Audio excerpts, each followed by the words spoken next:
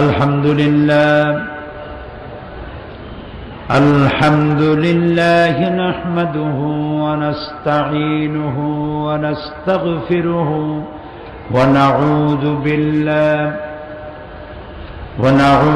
بالله من شرور أنفسنا ومن سيئات أعمالنا من يهد الله فلا مضل له ومن يضلل فلا هادي له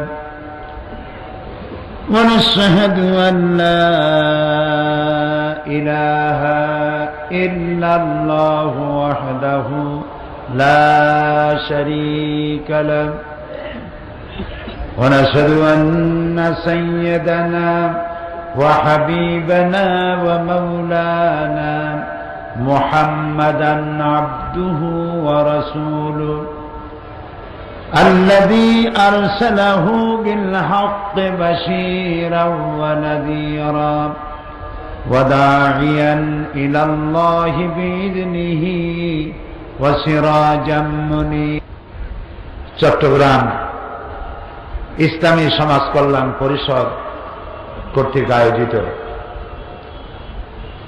ঐতিহাসিক 5 দিন ব্যাপী তাফসীরুল কোরআন মাহফিলের 27তম বার্ষিকী এর তৃতীয় দিবসে যে আল্লাহ রাব্বুল আলামিন আমাদেরকে এখানে উপস্থিত করেছেন, সভাপতিত্ব করছেন শেখুল হাদিস হযরতুল আল্লাহ মাওলানা শামসুদ্দিন সাহেব। আজকের বিশেষ অতিথি চরমোনাইর কতবে বাঙ্গাল হযরতুল আল্লাহ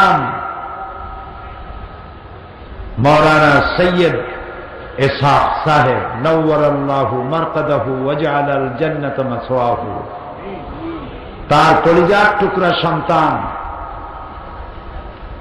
চরমোনাইয়ের মেঝো পীর হযরত মৌলানা সৈয়দ কাউসার বিন ইসহাক সাহেব,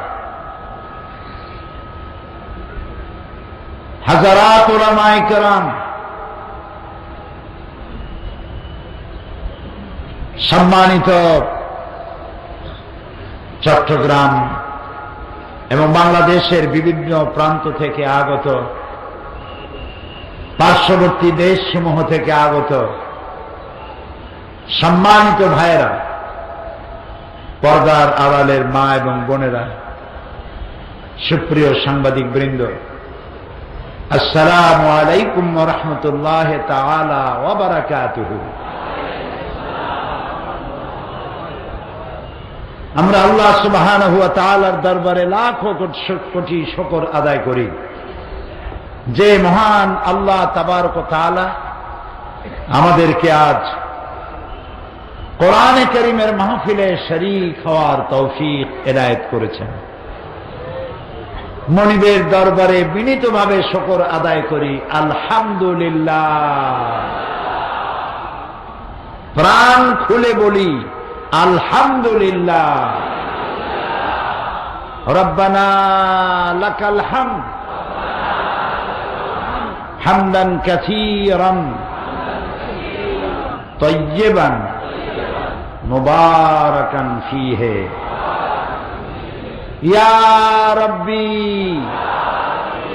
লাকাল হামদু কামা ইয়ানবাগি লিজালালি ওয়াজহিকা ওয়া আযীমি সুলতানিকা।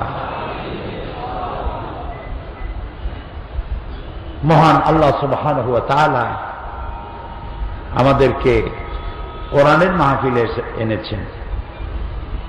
এটি তো এখন আর রজবালি ময়দান নয়, এটি এখন প্যারেড ময়দান নয়, এখন এটি আল্লাহর জান্নাতের টুকরা, যেখানে কালামে রব্বানি বয়ান করা হয়, সারাক্ষণ আল্লাহর জিকির আজকারে ভরপুর থাকে। কোরআনের কথা, হাদিসের কথা, মনুষ্যত্বের কথা, মানব সভ্যতার কথা, সমাজের কথা, রাষ্ট্রের কথা, মানুষের জীবনের উন্নয়নের কথা আল্লাহর কোরআন দিয়ে বোঝানো। এর থেকে সুন্দর মাহফিল আর কি হতে পারে? যারা বক্তব্য রাখেন বিভিন্ন সময়, ওইসব বক্তব্যের পেছনে কোরআনের কোনো দলিল নাই, হাদিসের কোনো দলিল নাই, আন্দাজ এবং অনুমানের উপরে তারা বক্তব্য রাখেন। লোকেরা আশায় আশান্বিত হয়ে অনেক কিছু পাবে, না খাইয়া মরবে না, সুখ পাবে, শান্তি পাবে, এইসব চিন্তা করে ওই সব লোকদের পেছনে দৌড়ায়। চিত্রটা কোরআন শরীফে আল্লাহ তাআলা কি সুন্দর ফুটিয়ে তুলেছেন। ওয়াল্লাযীনা কাফারু আমালুহুম কাসারাবিন বাকিয়াতিন ইয়াহসাবুহু আয-যামআনু মা। যারা নাকি মহাসত্যের অস্বীকারকারী, তাদের আমলটা হচ্ছে এরকম যেন মরুচারী তৃষ্ণার্ত ব্যক্তি মরুভূমির উপর থেকে চলতে গিয়ে যখন আকণ্ঠ তৃষ্ণার্ত হয়, পিপাসার্ত হয়, তখন সে সামনে দেখে পানির মতো। আমাদের দেশ মরুভূমি না হলেও রাস্তায় কিন্তু মরীচিকা দেখা যায়। চট্টগ্রামের ভাইয়েরা, আপনারা কি মরীচিকা দেখছেন?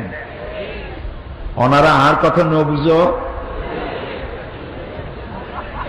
এই যে রাস্তার উপরে চলতে গিয়ে দূরে দেখা যায় পানি চিকচিক করছে, আসলে কি পানি? এটারে কি বলে? আল্লাহ রাব্বুল আলামিন বলেন,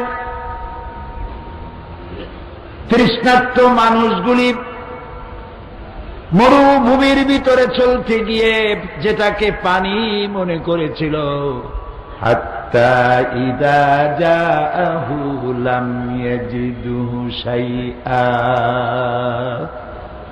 যেটাকে পানি মনে করেছিল যখন কাছে এলো দেখতে পেল বালু আর বালু, মরুভূমি আর মরুভূমি, পানির অস্তিত্ব নাই।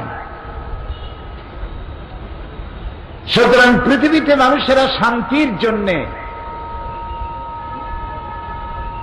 সমৃদ্ধির জন্যে, কল্যাণের জন্য, মানবতার জন্যে, মানবাধিকারের জন্যে যেসব নেতাদের পেছনে ঘুরে বেড়ায়, যাদের কথার পেছনে কোরআনের দলিল নাই, হাদিসের দলিল নাই, তারা যে রাস্তা দেখায়, পথ দেখায়, সবটা মরীচিকা। কিয়ামত পর্যন্ত পিছনে ঘুরে ঘুরে শান্তি পাওয়া যাবে না। আপনি যদি জিকির করেন 1000 দ্বারা তসবিহ নিয়ে সকালবেলায়, শান্তি শান্তি শান্তি শান্তি, সকালে 1000 বার, বিকালে 2000 বার, এই শান্তি শান্তি চিল্লাইতে চিল্লাইতে মাথায় যন্ত্রণা বাড়বে, গলা শুকায় যাবে, শান্তি পাওয়া যাবে। শান্তি পেতে হলে, নিরাপত্তা পেতে হলে আসতে হবে ইসলামের কাছে। কার কাছে? মানুষ যদি চোখে দেখে তাহলে আর শোনা কথায় তো কোনো লাভ নাই। ইসলাম যে শান্তি, তার নমুনাটাই মাহফিল। এটা কি ঠিক নয়? দেখুন তো, আপনাদের চতুর্দিকে তাকায় মাঝখানে কোনো পুলিশ আছে নাকি? কেউ তো বলে না, ভাই বসেন বসেন, হাতে ধরি, পায়ে ধরি, বসেন বসেন। জনসভাগুলি দেখেন, কেউ দাঁড়ায় থাকে, কেউ সিগারেট টানে, কেউ সিনেমা দাম খায়, কেউ সিগারেট টান দিয়ে উপরে ফু দিয়ে দেখে ফু গেল কদ্দু। এত পুলিশ, এত র্যাব, পাও ধরিয়া বসাইতে পারে। আবার এই সব লোকদেরকে আনতে গেলে পয়সা দেওয়া লাগে, গাড়ি ভাড়া, বাস ভাড়া। আল্লাহর কসম করে বলুন, আপনাদের গাড়ি ভাড়া দেওয়া হয়েছে? রিক্সা ভাড়া, বাস ভাড়া, মাহফিলের পরে বদ্দার হাটের গরুর গোশত দিয়া বুনা করিয়া খাওয়ানো হবে, লোট্টা ফিশ খাওয়ানো হবে? এর কোন সম্ভাবনা আছে? লোট্টা ফিশ, লাটকা মাছ, বদ্দার হাটের গরুর গোশত তো ভালো, একটা চকলেটও দেব না। পকেটের পয়সা খরচ করিয়া মানুষেরা এসে কিভাবে বসে আছে দেখেন তো তাকাইয়া। সুবহানাল্লাহ করতে ইচ্ছে করে না? এর নাম শান্তি, এর নাম ইসলাম। বেটারা আমাদের কি মানবাধিকার শিখাও, তাই না? নির্বাচনের বাতাস বইতেছে দেশে। অবশ্য আমি নির্বাচনী বক্তৃতা করতে আসিনি, কথার কথা বলছি। নির্বাচনী বাতাস শুরু হয়ে গেছে না? বসন্তের পাখিরা উড়ে আসতেছে ইউরোপ থেকে, আমেরিকা থেকে, আমাদেরকে নসিহত খয়রাত করে। দুঃখে হাসবো না কানবো বুঝে আসে না। ইরাকের মতো একটা শান্তিপূর্ণ স্বাধীন দেশকে ভাঙ্গিয়া চুরিয়া গণতন্ত্রের কুলখাড়ি আর 40-এ পড়িয়া আমাদের গণতন্ত্র শিখাও। আফগান ধ্বংস করেছ, ইরাক ধ্বংস করেছ, চেচনিয়া বসনিয়া ধ্বংস করেছ, মানবাধিকার দুপায় দলিত মতিত করে শেষ করেছ। আমাদের শিখাইতে আইসো না, আমাদের কাছ থেকে শিখে যাও। সমাজ বিনির্মাণে, অর্থনৈতিক সমৃদ্ধি, মানুষে মানুষে ভালোবাসা, প্রীতি, প্রেম। হিন্দু, মুসলমান, খ্রিস্টান, বৌদ্ধ একসাথে বাস করে কেমনে? পূজা আর রোজা একসাথে রাখে কেমনে? আমেরিকা, ইউরোপ, বাংলাদেশ থেকে শিক্ষা গ্রহণ করে যাও।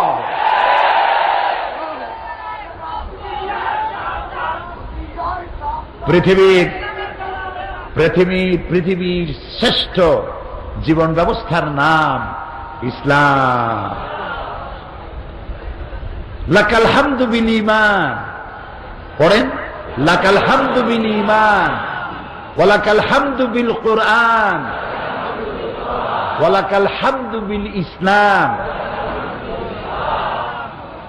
আমার মনিব, আমার রব, আমরা সেজদায় মাথা নত করি, তুমি আমাদের মুসলমান বানাইছো। তোমার দরবারে লাখো কোটি সুজুদ, কোরআনের মতো কিতাব দিয়েছো। তোমার দরবারে বিনীতভাবে মাটিতে কপাল ঘষি সেজদা দেই তোমারে। মুহাম্মদ সাল্লাল্লাহু আলাইহি সাল্লামের মতো একজন মহানবী দয়া করে তুমি আমাদের দিয়েছ। আমি ধন্য, আমার জাতি ধন্য, আমার দেশ ধন্য, গোটা বিশ্ব ধন্য। ইসলাম যদি পৃথিবীতে না আসতো, শুনতে একটু কঠিন মনে হতে পারে, কিন্তু তারপরে আমি বলবো, কারণ সত্য কথা বলতে পিছপা হওয়ার লোক আমি নই। ইসলাম যদি আল্লাহ দুনিয়ায় না দিতেন, এই পৃথিবীতে মানুষ বাসের উপযোগী হতো না, পৃথিবী হতো জানোয়ার বসবাসের উপযোগী। ইসলাম দিয়ে মানুষকে প্রীতি, প্রেম আর ভালোবাসা দিয়ে আল্লাহ তাআলা ভরে দিয়েছেন দুনিয়া। সুবহানাল্লাহ।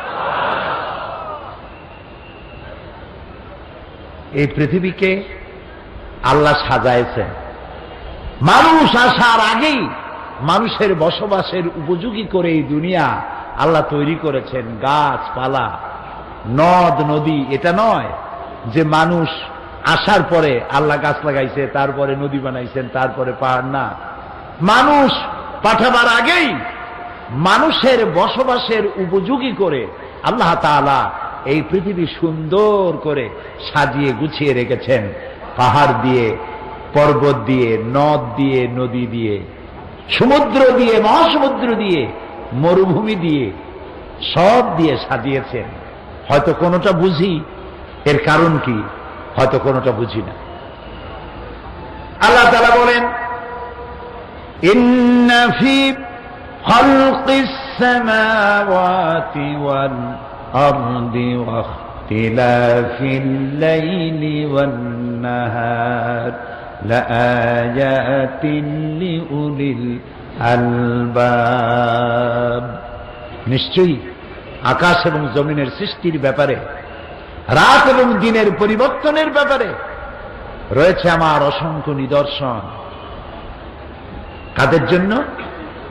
যারা বুদ্ধিমান, যারা জ্ঞানী। জ্ঞানী কারা?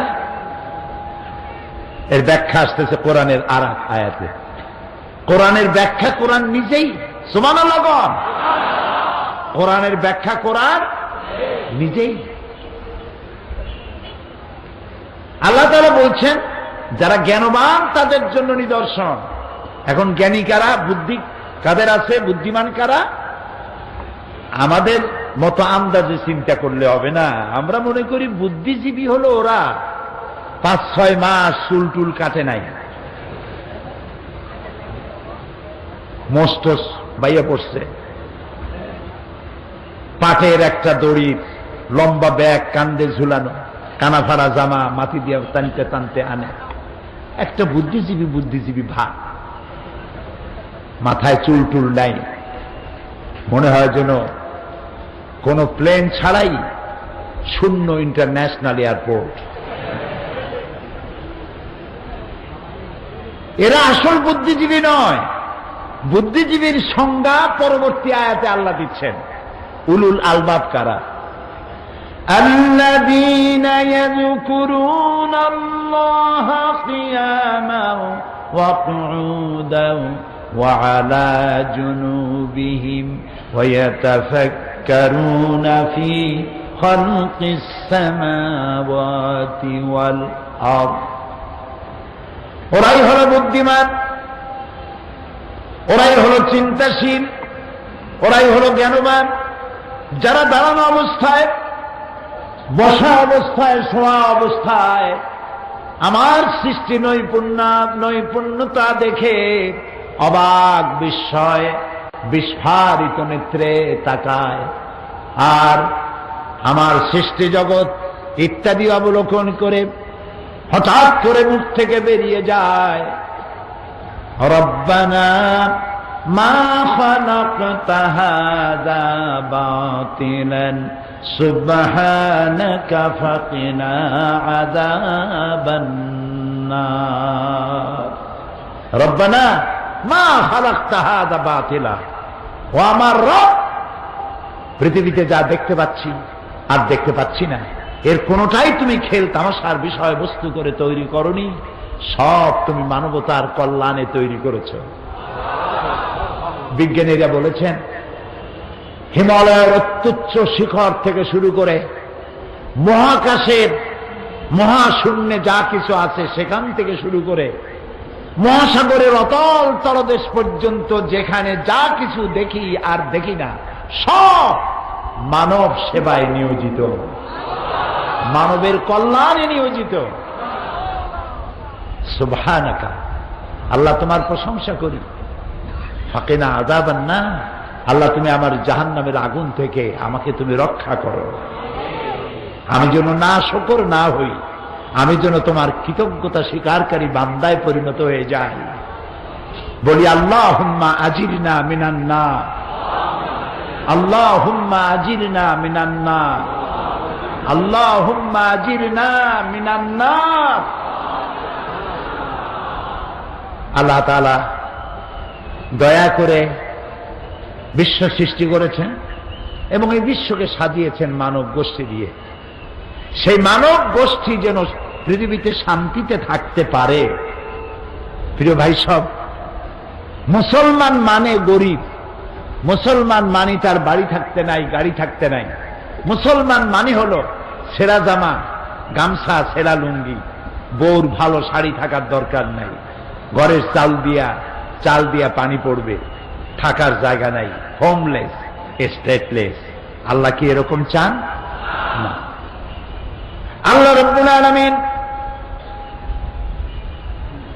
মুসলমানদেরকে দোয়া শিখিয়েছেন, আমার কাছে দোয়া করো, রব্বানা আতিনা ফিদ দুনিয়া হাসানাতাও ওয়া ফিল আখিরাতি হাসানা।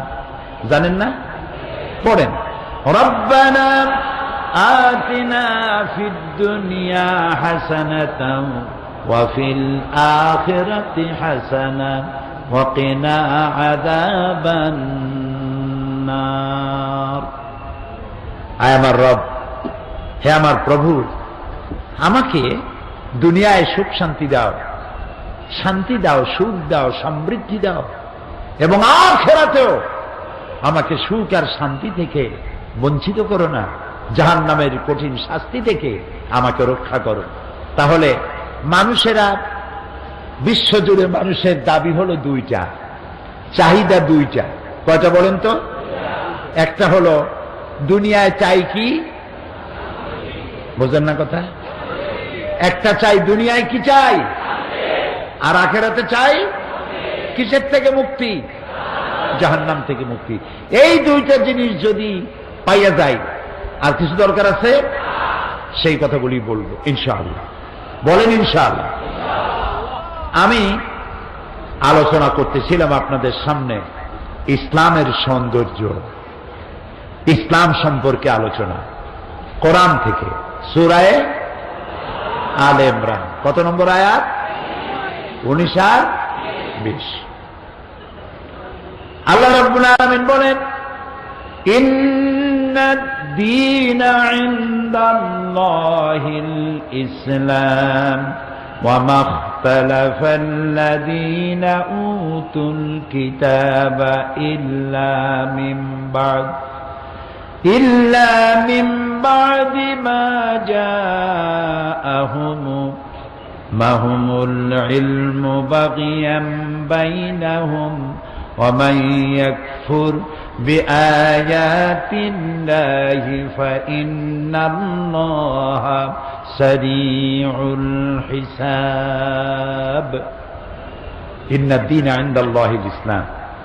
আমার কাছে মানুষের আদর্শ হিসেবে, জীবন বিধান হিসেবে একমাত্র পছন্দনীয় হচ্ছে যে জীবন ব্যবস্থা, সেটার নাম হলো ইসলাম।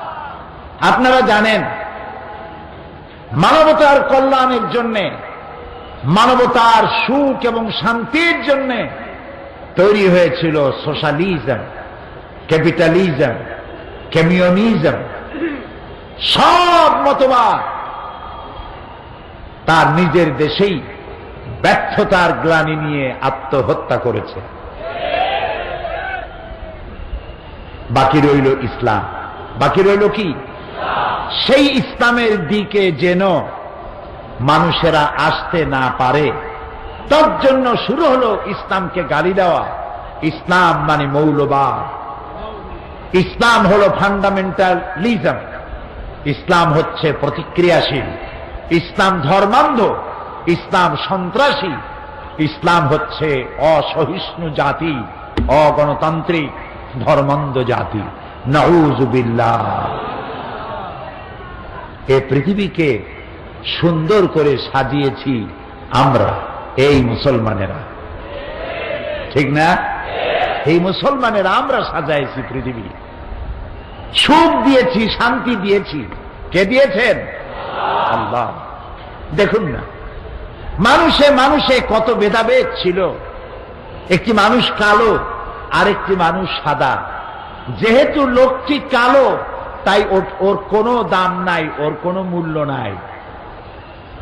আমি আমার জীবনের প্রথম যে বছর আমেরিকা গেলাম, সেই বছর আমেরিকার পত্রিকায় দেখলাম এক ট্রাক ড্রাইভার একটা কালো মানুষকে গাড়ির নিচে পিষে দিয়েছে রাস্তার উপরে। সে গ্রেফতার হলো। তাকে যখন প্রশ্ন করা হলো যে তুমি এই মানুষটাকে ইচ্ছে করে মারলে না অনিচ্ছায়, সে বলল যে আমি বুঝতে পারি নাই, আমার কাছে মনে হয়েছে দূরে যেন একটা কালো টায়ার পড়েছিল। ওইটারে সে মানুষ মনে করেনি, গাড়ির কালো টায়ার মনে করেছে। এটি একটি উপহাস। মানুষ বেচা কিনা হতো, আর এই মানুষগুলি বেচা কিনা হয়ে মানুষের গোলাম হতো। সাদা মানুষেরা কালো মানুষগুলি মহিলাদেরকে কাজের মেয়ে হিসেবে রেখে তাদেরকে অবৈধভাবে গর্ভবতী করত। পেটে সন্তান যখন বড় হতো তখন বন্ধু বান্ধবদের দাওয়াত দিয়ে ড্রয়িং রুমে বাড়িওয়ালা সেই গর্ভবতী দাসীকে ডাকত। দাসীকে চিৎ করে উলঙ্গ করে শোয়াইয়া তার পেটটাকে চিরে ফেলা হতো। পেটের মধ্য থেকে বাচ্চা টেনে বের করা হতো। বাচ্চা ছটফট করে মরত, মা ছটফট করে মরত। এই দৃশ্য দেখে পৈশাচিক অট্টহাসিতে বন্ধু বান্ধব নিয়ে বাড়ির মালিক অট্টহাসিতে ফেটে পড়ত। মানবতার এত বড় অবমাননা ছিল এই পৃথিবীতে। এই সেদিনও নেলসন ম্যান্ডেলা সাদা এবং কালো মানুষের ব্যবধান দূর করার জন্য জীবনের 26টি বছর কারারুদ্ধ ছিলেন। সাদা কালো মানুষের ব্যবধান তিনিও দূর করতে পারেন নাই। সাদা কালো মানুষের ব্যবধান, ধনী গরিবের ব্যবধান, নারী আর পুরুষের আকাশচুম্বী পার্থক্য, এসব কিছু দূরীভূত করে দিয়ে ধনী আর গরিবকে এক প্ল্যাটফর্মে, সাদা আর কালো মানুষকে এক প্ল্যাটফর্মে এনে দাঁড় করিয়েছে ইসলাম। এবং এই পথ দেখিয়েছেন বিশ্বনবী মুহাম্মাদুর রাসূলুল্লাহ সাল্লাল্লাহু আলাইহি ওয়াসাল্লাম। মানুষ দুটি ভাগে বিভক্ত হোক, একদল গরিব আর একদল ধনী, এটা ইসলাম চায় না। এটা ইসলাম চায় না। আমি ইসলামের সৌন্দর্য গত 2 দিন বলেছি, আজও বলবো। কিয়ামত পর্যন্ত যদি ইসলামের সৌন্দর্য যদি বলতে থাকি, আমি তো ছোট্ট মানুষ, ইলম কালাম খুবই কম, আমার থেকে যারা বেশি জানেন কিয়ামত পর্যন্ত বলতে থাকবেন ইসলামের সৌন্দর্যের কথা বলে শেষ করা যাবে না। কারণ ইসলাম কার বানানো? বলতে হবে সবাইকে, কার বানানো? আল্লাহ তাআলা এটাকে তৈরি করেছেন, তিনি নিজে ব্যবস্থা দিয়েছেন। ওই ব্যবস্থার বাইরে কোনো সুন্দর ব্যবস্থা হইতে পারে না। এজন্যই কোরআনের ব্যাখ্যার শেষ নাই। সমুদ্রের পানির শেষ আছে, সমুদ্রেরও কোনো কুল কেনারা আছে, কিন্তু কোরআনের কোনো কুল কেনারা নাই। আল্লাহ রাব্বুল আলামিন বলেন, قُلْ لَوْ كَانَ الْبَحْرُ مِدَادًا لِكَلِمَاتِ رَبِّي لَنَفِدَ الْبَحْرُ قَبْلَ أَنْ تَنْفَدَ كَلِمَاتُ رَبِّي وَلَوْ جِئْنَا بِمِثْلِهِ مَدَدًا।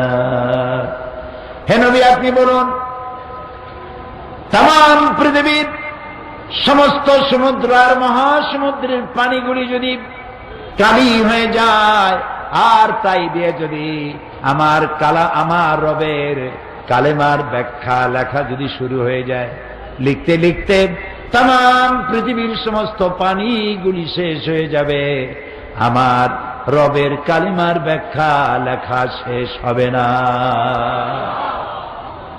ইসলাম দুনিয়াকে ঋণী করে ফেলেছে। সুবহানাল্লাহ। ধনী আর গরিব এই 2 শ্রেণীর ভিতরে সমন্বয়, কম্বিনেশন, সমন্বয় করে দিয়েছে আমার ইসলাম। সুবহানাল্লাহ।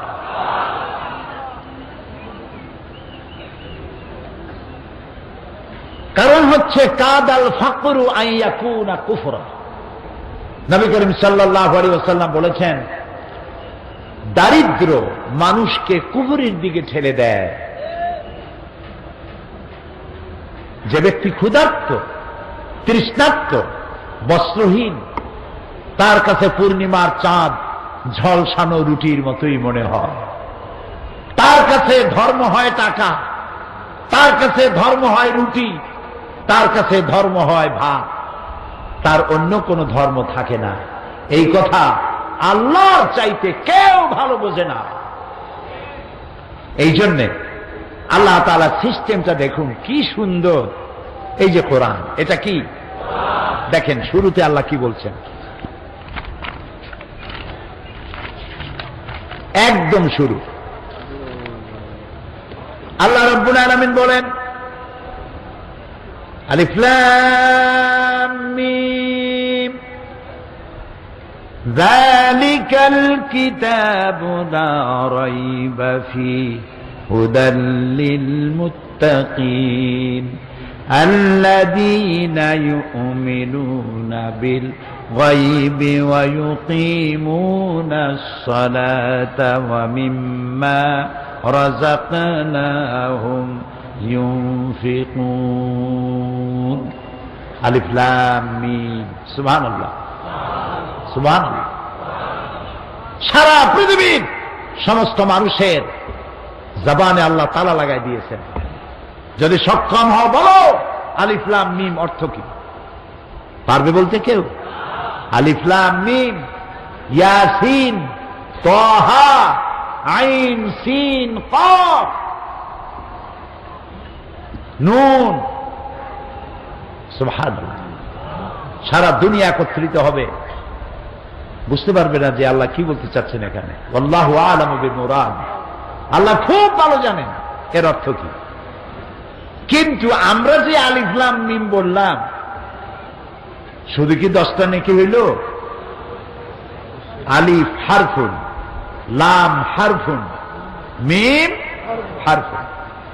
আমার নবীজি বলেন, যখনই কেউ পড়বে আলিফ লাম মিম, 10টি নেকি লেখা হবে না। যে ব্যক্তি পড়লো আর শুনলো, আল্লাহ রাব্বুল আলামিন সঙ্গে সঙ্গে 30টি নেকি আমলনামায় লিখে দিবে। যালিকাল কিতাব, এটা হচ্ছে সেই কিতাব যার মধ্যে কোনো সন্দেহ নাই। লা রাইবা ফি, কোনো সন্দেহ নাই। কে বলতেছেন? জোরে বলে, কোনো সন্দেহ নাই।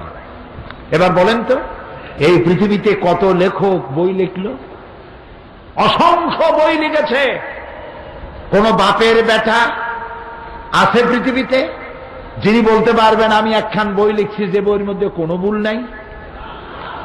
আছে? নাই। এই একখানি কিতাব, যে কিতাবের সাহেব, যে কিতাবের মালিক, তিনি বলেছেন এই কিতাবে কোনো সন্দেহ নেই। সমস্ত বই শুরু হয়, যিনি বই লেখেন তার নিজের দুর্বলতা প্রকাশের মধ্য দিয়ে ভূমিকায় লেখেন। এই বই লিখতে গিয়ে তত্ত্ব এবং তথ্য বানান বিভ্রাট জনিত ভুল থাকতেই পারে। কোন সহৃদয় পাঠক যদি আমাকে জানান, পরবর্তী সংস্করণে পরিশুদ্ধ করতে বাধ্য থাকিব। ঠিক না? না এইরকম লেখে আমি একখান বই লিখছি, ভাইয়ের আমার, বোনের আমার, এইরকম বই পৃথিবীতে কেউ লিখতে পারে নাই। পারবে কেউ বলতে? এ বইয়ের মালিক যিনি, কে মালিক? সব বইয়ের লেখকরা শুরু করে নিজের দুর্বলতা দিয়ে। এ বইয়ের মালিক যিনি, এ কিতাবের মালিক যিনি, তিনি শুরু করেছেন তার প্রশংসা দিয়ে। শুরুই হলো আলহামদুলিল্লাহি রাব্বিল আলামিন।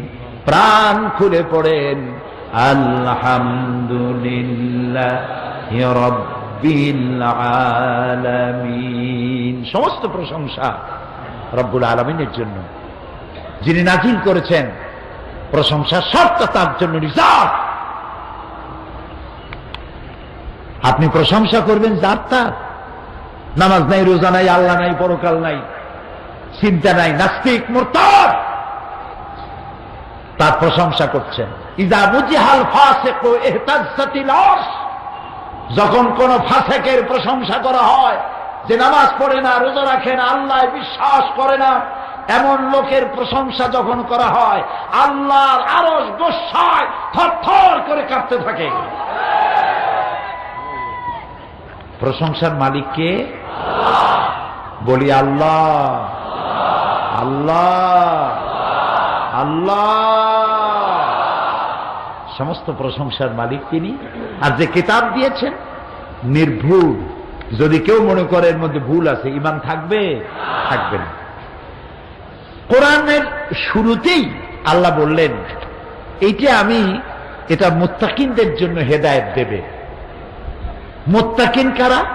এই যে কোরআনের তাফসীর কোরআন দিয়া, এক আয়াতের তাফসীর আর এক আয়াত। সুবহানাল্লাহ। আমি বিগত অর্ধ শতাব্দী কোরআনের ছাত্র হিসেবে, আমার আন্দাজে মুফাসসির কয়, কি এর মুফাসসির? আমি কোরআনের ছাত্র, তালিবে ইলম। আমার দৃষ্টিতে কোরআনের মতো শ্রেষ্ঠ ওয়াজের কিতাব পৃথিবীতে আর পাই নাই। এটা শ্রেষ্ঠ ওয়াজের কিতাব। ফাযাক্কির ফাইন্না যিকরা তানফাউল মুমিনিন। হে কোরআন দিয়ে ওয়াজ করো, কোরআন স্মরণ করো, কোরআন তেলাওয়াত করো, মুমিনদের ফায়দা হবে। এটা এমন কোরআন, ওয়াইযা তুলিয়াত আলাইহিম যাদাতহুম ঈমানা। যখন তেলাওয়াত করা হয়, ওয়াজিলাত কুলুবুহুম, কোরআন শুনবে আর মুমিনের কলিজা কাঁপতে থাকবে। তেলাওয়াত শুনবে, ঈমান বেড়ে যাবে। সুবহানাল্লাহ, সুবহানাল্লাহ। এতগুলো মানুষ পোলাও কোরমা বিরিয়ানি খাওয়াবার জন্য বসায় রাখা যাবে? মানুষ কুকুর না যে খাবারের লোভে ঘন্টার পর ঘন্টা বসে থাকবে। এ মানুষ কোরআনের ভিখারি, কোরআনের কাঙ্গাল। আমি সেই জন্য বলি, কোরআনের তাফসীরের নাম শুনে যে জনতা ঢেউ নামে, আল্লাহর কসম সাইদির কোন কেরামতি নাই। সবটা কেরামতি আল্লাহ তাআলার কোরআনের মুজিজা। কোরআন, কোরআন। আল্লাহ তাআলা এই কোরআনের ভালোবাসা দিয়ে আমাদের কলিজা ভরে দিও। এই কোরআনের নূর দিয়ে আমাদের কবরের অন্ধকার দূর করে দিও। কিয়ামতের দিন এই কোরআন আমাদের জন্য শাফি বানায় দিও। আল্লাহ তাআলা বলছেন, দেখো এটা মুত্তাকিনদের জন্য হেদায়েত দেবে। মুত্তাকি কারা? আল্লাযীনা ইউমিনুনা বিল গায়ব, যারা অদৃশ্যকে বিশ্বাস করেছে, ঈমান এনেছে। ওয়া ইউকিমুনাস সালাত, আর যারা নামাজ কায়েম করেছে। ওয়া মিম্মা রাযাকনাহুম ইউনফিকুন, আর তাকে যে আমি রিজিক দিয়েছি ওই রিজিক থেকে সে খরচ করবে, যার নাই তারে দেবে। সুবহানাল্লাহ। কোরআনের শুরুতেই আল্লাহ গরিব মানুষের কথা স্মরণ করলেন, দরিদ্র মানুষের প্রতি ইহসান করলেন। তুমি একা খাইও না, ওদেরকেও দিও। কোরআনে কারীমের মধ্যে আল্লাহ তাআলা যত জায়গায় বলেছেন আকিমুস সালাত, সম্ভবত তত জায়গায় বলেছেন ওয়াতুজ যাকাত। কারণটা কি? কারণটা হলো, আপনি নামাজের ফজিলত বয়ান করেছেন হৃদয়গ্রাহী করে, কোরআন এবং হাদিস দিয়ে। একটি লোক দুদিন না খাওয়া, আপনার ওয়াজে নামাজের প্রতি আকৃষ্ট হয়েছে ঠিকই, উজু করে নামাজ পড়তে দাঁড়ায়ছে ঠিকই, কিন্তু তার পেটের মধ্যে ক্ষুধার যন্ত্রণা, তার চোখের সামনে বিবর্ণ স্ত্রীর চেহারা, ক্ষুধার্ত পেট তার স্ত্রী, ছিন্ন বসনা স্ত্রী, কাপড় চোপড় ছেঁড়া, তার পেটে খাবার নাই। সন্তানগুলি ক্ষুধার জ্বালায় চক্ষু দুটো কোটারগত হয়েছে, তাদের ক্ষুধার আর্তনাদ তার কানের মধ্যে আসতে থাকে। ওর নামাজের মধ্যে খুশু খুদু হতে পারে না, আগ্রহ নামাজে বসতে পারে না। সে তো মানুষ, সে তো ফেরেশতা না। এই কথাটা আল্লাহ সব থেকে ভালো বুঝলেন। সুবহানাল্লাহ। এই জন্য আল্লাহ তাআলা বলেছেন আকিমুস সালাত ওয়া আতুজ যাকাত। তার অর্থই হলো, নামাজ প্রতিষ্ঠা হতেই পারে না যাকাত ভিত্তিক অর্থ ব্যবস্থার সুষম বন্টন নীতি ব্যতি রেখে। ইকুয়াল ডিস্ট্রিবিউশন, ইনসাফ ভিত্তিক বন্টন ব্যবস্থা থাকতে হবে। সবার কাছে খাবার পৌঁছে দিতে হবে। আপনারা কি মনে করেন এই বক্তব্যটা কোনো দার্শনিক বা রাজনৈতিক নেতার, যে মানুষের না আগেই না কোন কেন শুনিয়ে তো নেবি? তবে আমি জানি আপনারা রোদের চাইতে বালি গরম, আপনারা খুব ভালো বোঝেন, সেই জন্য প্রশ্ন করার আগেই জবাব দিয়ে বসেন। ভালো, এটা উন্নত কোয়ালিটি, আলহামদুলিল্লাহ। মানুষের পেটের ক্ষুধার কথা আল্লাহ তাআলা খুব ভালো বোঝেন। নবী করিম সাল্লাল্লাহু আলাইহি ওয়াসাল্লাম ভালো বুঝেন। সেই জন্য নামাজ প্রতিষ্ঠার সাথে সাথে যাকাতের কথা বলা হয়েছে, যাতে করে মানুষের কাছে খাবারটা দুয়ারে দুয়ারে পৌঁছে যায়, প্রত্যেকের জন্য খাবারটা পায়। এই কথাটা কোনো দার্শনিক বা রাজনৈতিক নেতার কথা নয় যে খাদ্য, বস্ত্র, শিক্ষা, চিকিৎসা, বাসস্থান মানুষের মৌলিক অধিকার। এই যে কথাগুলি আপনারা শুনছেন না, এটা পৃথিবীর কোন দার্শনিক, কোন রাজনৈতিক নেতা বলে নাই। এই কথা পৃথিবীর বুকে সর্বপ্রথম বলেছেন বিশ্বনবী রাহমাতুল লিল আলামিন জনাবে মুহাম্মদ রাসূলুল্লাহ সাল্লাল্লাহু আলাইহি ওয়াসাল্লাম। তিনি সর্বপ্রথম এই কথা বলেছেন দুনিয়ার মানুষের সামনে। প্রত্যেকটি বনি আদম, মুসলমানের কথা বলেন নাই, প্রত্যেকটি আদম সন্তানের খাদ্য, বস্ত্র, শিক্ষা, চিকিৎসা, বাসস্থান এগুলি হচ্ছে ফান্ডামেন্টাল রাইটস, মৌলিক মানব অধিকার। এই অধিকার তাকে দিতে হবে, প্রত্যেককেই দিতে হবে। এই অধিকার আদায় করে দিতে হবে, প্রত্যেকের খাবার ঘরে ঘরে পৌঁছে দিতে হবে। এই জন্য আল্লাহ তাআলা যাকাতের বিধান করেছেন। এই যাকাত শুধুমাত্র নবী করিম সাল্লাল্লাহু আলাইহি ওয়াসাল্লামের জামানায় ছিল না, সব নবীদের উপরে যাকাত আদায় করা আল্লাহ তাআলা ফরজ করে দিয়েছিলেন। وَجَعَلْنَاهُمْ أَئِمَّةً يَهْدُونَ بِأَمْرِنَا وَأَوْحَيْنَا إِلَيْهِمْ فِعْلَ الْخَيْرَاتِ وَإِقَامَ الصَّلَاةِ وَإِيتَاءِ الزَّكَاةِ وَكَانُوا لَنَا عَابِدِينَ। আমি তাদেরকে জনগণ নেতা বানিয়েছি, আর তারা আমার হুকুম মোতাবেক জনগণকে পথ প্রদর্শন করত।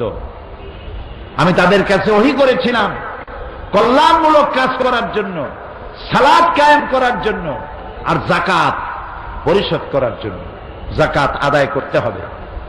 যাকাত আর সুদ দুইটার মধ্যে আকাশ আর জমিনের পার্থক্য, বোঝেন কথা?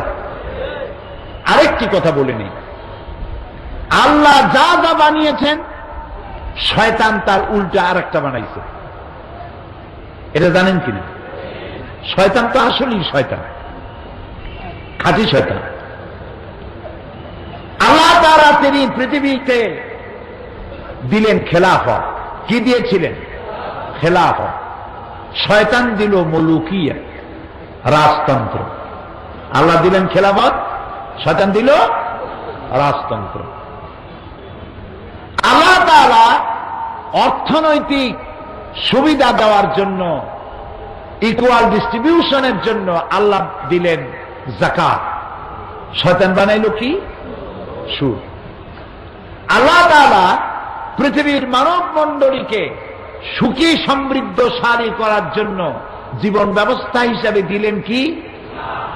মাশাআল্লাহ, এই তো বুঝে ফেলেছেন। কি দিলেন? ইসলাম।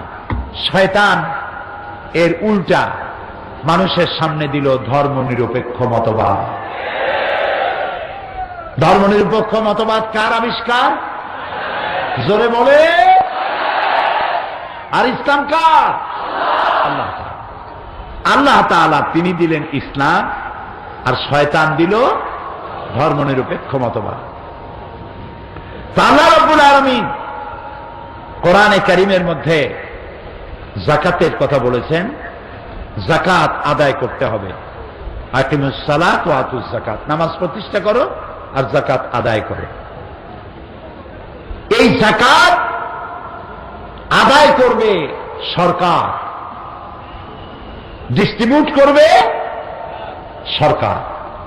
এখানে একটা সাইকোলজি আছে, মনস্তাত্ত্বিক ব্যাপার আছে। মনস্তাত্ত্বিক ব্যাপারটা কি?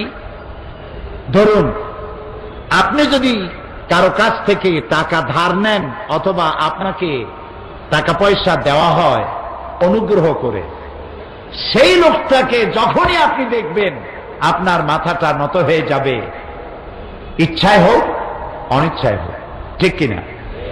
এই জন্য আল্লাহ চান না তার সৃষ্টির সেরা বান্দা আর একজন মানুষের সামনে মাথা নত হোক, এটা আল্লাহ চান না।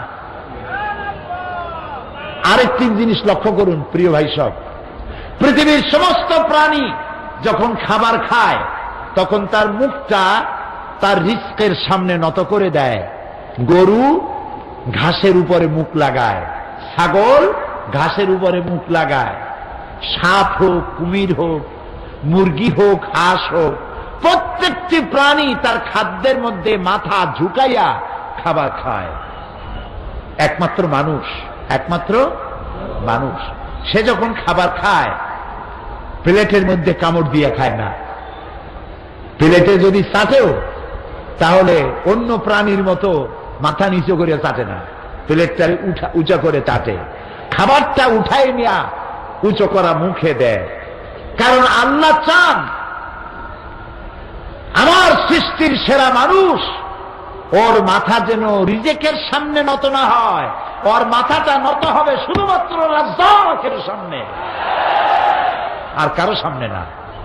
কাজী অনুগ্রহ দান এটি যেন মানুষের কাছ থেকে নিতে গিয়ে তার মাথা যেন নত না হয়, সেই জন্য এটাকে কালেকশন করবে সরকার, আর সরকারের কাছ থেকে টাকা নিতে কারো মন ছোট হয় না। কারণ আমি গভর্নমেন্টকে ট্যাক্স পে করি, গভর্নমেন্ট আমার টাকা দিয়ে চলে, আমার ভাইয়ের টাকা অন্যের টাকা দিয়ে, সুতরাং সে আমাকে সাহায্য করতে বাধ্য, সরকারের কাছে মাথা নত হয় না। এই জন্য যাকাত আদায় করবে কে আর দিবে কে? সরকার। কোথায় পাইলাম এ কথা? কোরআন। কোথায় পেয়েছি? আল্লাহ রাব্বুল আলামিন বলেন, আল্লাযীনা ইম্মাক্কান্নাহুম ফিল আরদি আকামুস সালাত ওয়া আতাউয যাকাত ওয়া আমারু বিল মা'রুফি ওয়া নাহাউ আনিল মুনকার ওয়ালিল্লাহি আকিবাতুল উমুর। আল্লাযীনা ইম্মাক্কান্নাহুম ফিল আরদ, আমি যদি মুমিনদের ক্ষমতা দেই, মুমিনেরা যদি কখনো ক্ষমতায় আসে 4 দফা কাজ করবে। কয় দফা? 4 দফা। আল্লাহ কিন্তু দুইটাই বলেছেন, মুমিনরা ক্ষমতায় আসলে কি করবে আর শয়তানেরা ক্ষমতায় আসলে কি করবে, দুটো আল্লাহ বলছেন। যারা আল্লাহর নাফরমান, যারা ইসলামকে বরদাস্ত করতে পারে না, ধর্ম নিরপেক্ষ মতবাদের গোলাম, ওরা যদি ক্ষমতায় আসে 2 দফা কাজ করবে। সূরা বাকারা। কয় দফা? 2 দফা।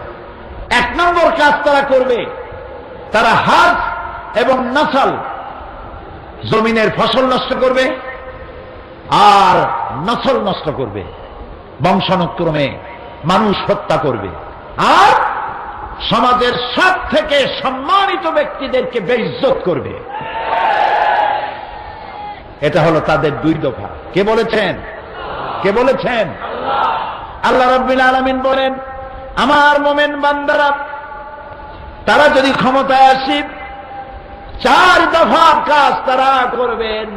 প্রথম নম্বরে ক্ষমতায় এসেই তারা জাতির জন্য নামাজ বাধ্যতামূলক করে দেবে। সুবহানাল্লাহ। তার অর্থ এই নয় যে হিন্দুদেরও নামাজ পড়া লাগবে, না, মুসলমান যারা নামাজ পড়তে তারা বাধ্য, এটি গভর্নমেন্ট অর্ডার করবে।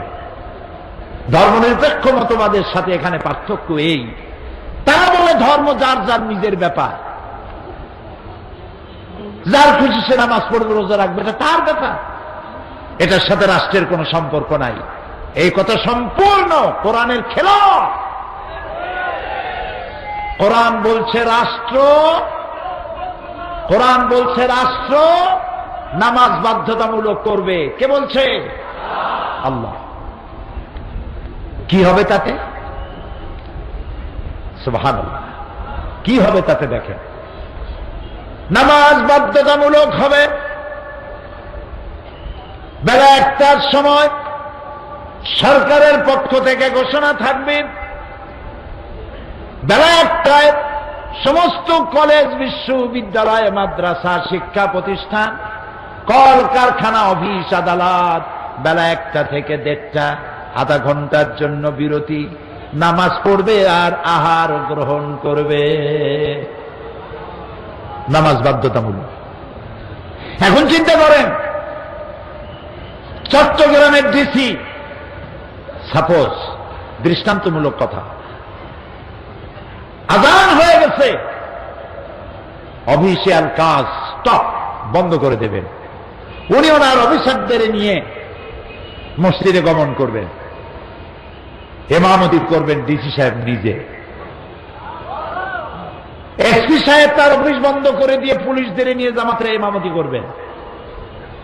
র্যাবের প্রধান বেলা 1টার সময় তার সমস্ত বাহিনী নিয়ে যিনি যেখানে অফিসার তিনি ইমামতি করবেন। থানায় দারোগা ইমামতি করবেন। এমপি তার এলাকার লোকদের ইমামতি করবেন। মন্ত্রী তার অফিস বন্ধ করে তার সচিবদের নিয়ে, তার জয়েন্ট সেক্রেটারি, এডিশনাল সেক্রেটারি সবাই নিয়ে নামাজের ইমামতি তিনি করবেন।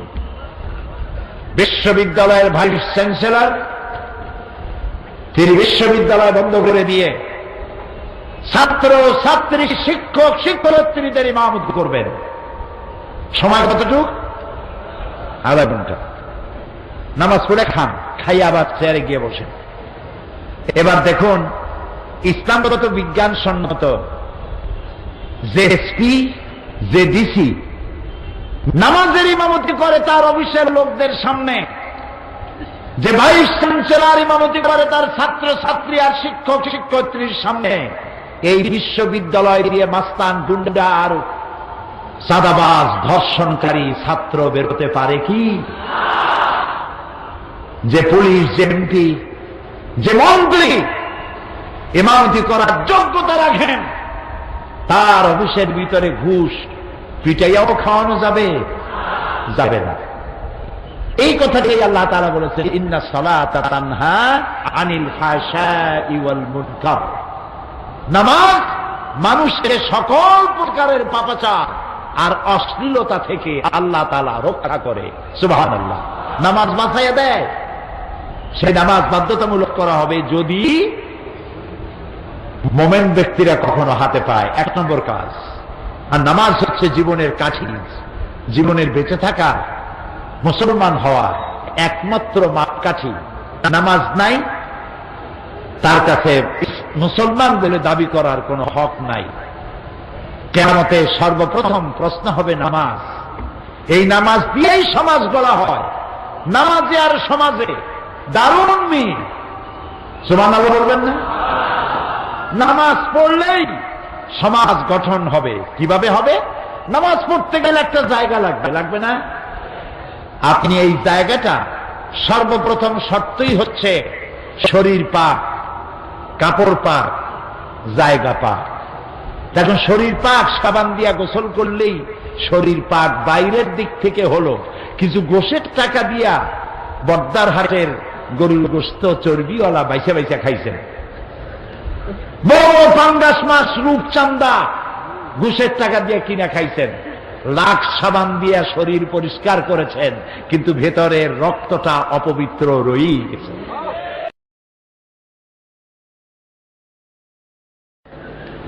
বড় বড় পাঙ্গাস মাছ, রূপচান্দা ঘুষের টাকা দিয়ে কিনা খাইছেন, লাখ সাবান দিয়া শরীর পরিষ্কার করেছেন, কিন্তু ভেতরের রক্তটা অপবিত্র রয়েই গেছে।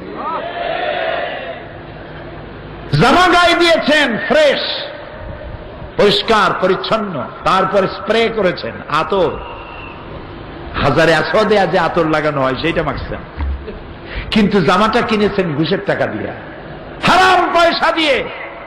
জামা পাক হয়েছে উপর থেকে, ভেতরটা না পাক রয়েই গেছে। এরপরে জায়গাটা পাক হতে হবে। নামাজের জন্য আপনি জবরদখল করেছেন, রেলওয়ের জায়গা নিয়ে নিয়েছেন, পিডব্লিউডির জায়গা নিছেন, সরকারের জায়গা নিছেন, এতিমের জায়গা দখল করার জন্য মসজিদ বানাইছেন। মসজিদ হয় নাই, ঘর হইছে, মসজিদ হয় নাই, জায়গা পাক হয় নাই। নামাজ আর সমাজে কত মিল দেখছেন? সুবহানাল্লাহ বলবেন না? নামাজ দিয়ে সমাজ গঠন করা হয়। রাসূলুল্লাহ এই নামাজ কায়েম করেছিলেন সমাজে। আমার নামাজের ওয়াজ করার আজকের উদ্দেশ্য নয়। মোমেন ব্যক্তিরা ক্ষমতা এলে কয় দফা কাজ করবে? 1 নম্বরে কি? 2 নম্বরে যাকাত। যাকাত আদায় করবে। এই যাকাত সরকার আদায় করবে, সরকার বিতরণ করবে। যেহেতু এখন ইসলামী সরকার নাই, সেহেতু জনগণ নিজেরা যাকাত দেয়। কিভাবে দেয়? যাকাতের শাড়ি আর লুঙ্গি কেনে, আর খবর দেয় আমার বাড়িতে যাকাত বিতরণ হবে, আপনারা নিতে আসবেন। এটি একটি এক্সিবিউশন। শত শত মানুষ, গরিব মানুষ যাকাতের শাড়ি আর লুঙ্গি নিতে এসে মানুষের পদপৃষ্ঠে বহু লোক মারা যায়। এমন ঘটনা বাংলাদেশে একাধিকবার ঘটেছে, ঠিক না? আপনার বাড়ি লোক যাকাত নিতে আসবে কেন?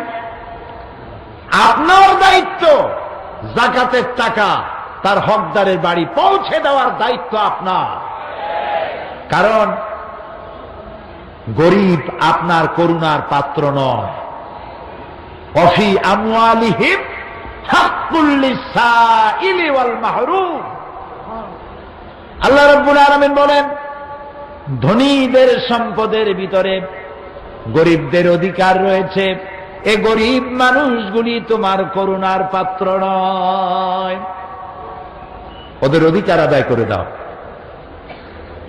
সেই যাকাতের টাকা শাড়ি আর লুঙ্গি নয়, মোস্ট আনসাইন্টিফিক রাসূলুল্লাহকে দিয়েছিলেন। এক ভিক্ষুক এলো, রাসূলের আদত মুবারক দেখেন। রাসূলুল্লাহর কাছে কেউ কোনো জিনিস চাইতে এলে তিনি কখনো না শব্দ জীবনেও বলেন নাই। সুবহানাল্লাহ, কইতে ইচ্ছা করে না? পকেটে হাত দিয়া যদি কিছু থাকতো দিতেন, না থাকলে বলতেন তুমি আবার এসো, দেব না, এই কথা কোনো দিন বলেন নাই। সুবহানাল্লাহ। এক ব্যক্তি এলো, হে রাসূল, আমি না খাওয়া, আমাকে আল্লাহর রাস্তায় খরচ দেন। রাসূলুল্লাহ ভিক্ষা দিছিলেন। জিজ্ঞেস করলেন তোমার আছে কি? লোকটা কি বলল? কি বলল? সকলেরই মনে আছে, কিন্তু কাজে লাগাই না। রাসূলুল্লাহ বললেন কম্বল আনো, কম্বল বিক্রি করো। বিক্রি হলো। বিক্রি করিয়া তারপরে সেই টাকা দিয়ে কি কিনলেন? কি কিনলেন? রাসূলুল্লাহ তার পবিত্র হাত দিয়া এই কুড়ালের মধ্যে হাতল লাগাই দিলেন। বললেন যাও, জঙ্গলে যাও, কাঠ কাটো, বাজারে বিক্রি করো। আর জিন্দিগিতে মানুষের কাছে হাত পেত না। রাসূলের হাত লাগানো এই মহাবরকতে এই লোকটি জঙ্গলের কাঠ কেটে জীবিকা নির্বাহ করে বেশ কিছুকাল পরে রাসূলের খেদমতে এসে হাজির। বলছেন, ইয়া রাসূলুল্লাহ, আপনি কি আমাকে চিনতে পেরেছেন? আমি সেই ভিক্ষুক যাকে আপনার কাছে ভিক্ষা চাওয়া হয়েছিল, আর আপনি আমাকে কুড়াল দিয়েছিলেন। জঙ্গলে কাঠ কেটে কেটে বাজারে বিক্রি করে আমার সংসার যাত্রা নির্বাহ করে আমার কাছে এখন যাকাত দেওয়ার মতো অর্থ জমা হয়ে গেছে। এটা ইসলামের সৌন্দর্য। যাকাত এই সিস্টেম দিয়ে ইসলামের এটি লক্ষ্য নয় যে এক শ্রেণীর লোক চিরকাল এভাবে দিতে থাকবে, আর এক শ্রেণী চিরকাল হাত পেতে নিতে থাকবে। এটা ইসলামের উদ্দেশ্য এবং লক্ষ্য নয়। এবার যে যাকাত নিবে, আগামীবার যাতে আর যাকাত না নেওয়া লাগে। চট্টগ্রামে ধনী মানুষের সংখ্যাই বেশি, আলহামদুলিল্লাহ। যেমন সিলেট, আল্লাহর মেহেরবানি, অসংখ্য মানুষ ধনী সিলেটে, আলহামদুলিল্লাহ বলে। অন্তত 8 থেকে 10 লক্ষ সিলেটি লন্ডন, ইংল্যান্ডে তারা বসবাস করে, পয়সার অভাব নেই, আলহামদুলিল্লাহ। তারা একটা মসজিদ বানাইছে, ইস্ট লন্ডন মসজিদ। একটি মসজিদ বানাতে খরচ করেছে 9.35 মিলিয়ন পাউন্ড। বাংলাদেশি হিসেবে মসজিদটা নির্মাণে খরচ হয়েছে 130 কোটি টাকা। এসব টাকা মেয়ে লোকেরা, আমি যখন ওয়াজ করেছি স্কন্দন মসজিদে মসজিদের ফায়দা ফজিলাত সম্পর্কে, মেয়ে লোকেরা গলার সোনার হার, হাতের চুড়ি, কানের ফুল সব ফুলে ফুলে দিয়েছে। মানুষেরা টাকা দিয়েছে, বিশাল মসজিদ হয়েছে। মেইন হল রুমে নামাজ পড়তে পারে 10,000 মুসলমান। ঢাকার ইঞ্জিনিয়ার্স ইনস্টিটিউটের চাইতেও বড় হল তৈরি হয়েছে সেমিনার সিম্পোজিয়াম করার জন্য মসজিদের পাশে। সুবহানাল্লাহ কবেন না? এই মসজিদ উদ্বোধন করার জন্য তারা কাবা শরীফের ইমাম ফজিলাতুল শেখ আদ-দক্তুর আব্দুর রহমান আস-সুদাইস, আল্লাহ তাআলা হায়াতে তাইয়্যিবা তারে দান করুন। হায়রে তেলাওয়াত, সুবহানাল্লাহ, কি আওয়াজ আল্লাহ যে তারে দিয়েছেন। আমার কাছে মনে হয় শেখ সুদাইস এবং শেখ সৌদা সুরাইব, আমার কাছে মনে হয় মসজিদুল হারামের রূহ প্রাণ। যখন তেলাওয়াত করে মনে হয় আকাশ থেকে কোরআন নাজিল হইতেছে। মসজিদ উদ্বোধনে তাকে দাওয়াত দেওয়া হলো, আর বাংলাদেশ থেকে আমার মতো এক অযোগ্য ব্যক্তিকে তারা দাওয়াত দিলেন। জুমার নামাজ উদ্বোধন হবে, জুমা দিয়ে 25 থেকে 30,000 লোক জমা হয়ে গেছে। মসজিদ ভরা, মসজিদের ডান দিকে বাম দিকে হোয়াইট চ্যাপেল রোড, ফিলগেট স্ট্রিট ভর্তি, ডানে বামে পেছনে মানুষ ভরা। তিনি খুতবা দিতে দাঁড়াবেন এমন সময় মসজিদের ইমাম ও খতিব শেখ আব্দুল কাইয়ুম, বড় আলেম বাংলাদেশী, আল্লাহ তার প্রতিও রহম করুন, আমরা বলি আমিন। তিনি খুতবা দেন উর্দু, আরবি, ইংরেজি, বাংলা 4 ভাষায় খুতবা দেন। জবরদস্ত আলিম। তিনি বলছেন, শেখ, অন্তত 2 থেকে 2,500 মানুষ জায়গা পায় নাই সামনে দাঁড়ানো। এখন তারা করবে কি? এখন তো জুমা কোথাও পাবে না। তিনি বললেন, ফতোয়া হচ্ছে ইমামের পেছনে বা ডানে বামে দাঁড়াতে হবে। কিন্তু এমন পরিস্থিতি যদি কখনো হয় পেছনেও জায়গা নাই, ডানেও বামেও জায়গা নাই, তাহলে দাঁড়ায় দাঁড়ায় তামসানা দেখে ইমামের সামনে দাঁড়িয়েও নামাজ পড়লেও নামাজ হয়ে যাবে। সমস্ত নামাজ পড়ে মানুষেরা আনন্দ পেল, মজা পেল কাবা শরীফের ইমামের পেছনে।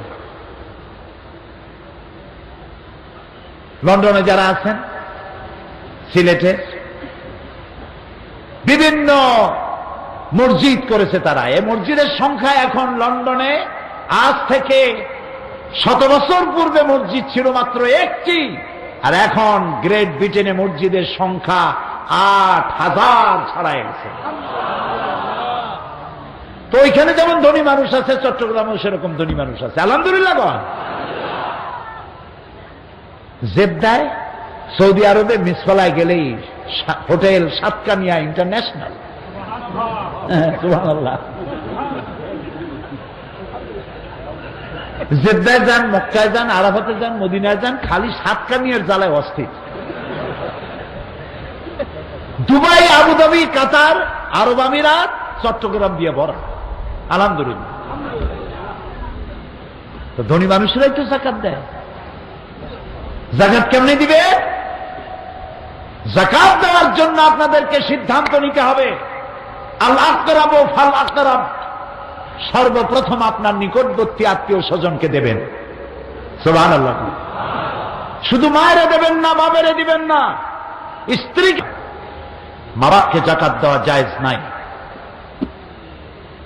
এই যাকাত আপনি যখন দিবেন তখন একটু চিন্তা করেন যে আমার এবার যাকাতের টাকা হয়েছে 10 লাখ, এই টাকা দিয়ে আমার আত্মীয়দের মধ্যে এই কয়েকজন আত্মীয়কে এবার আমি প্রোভাইড করব।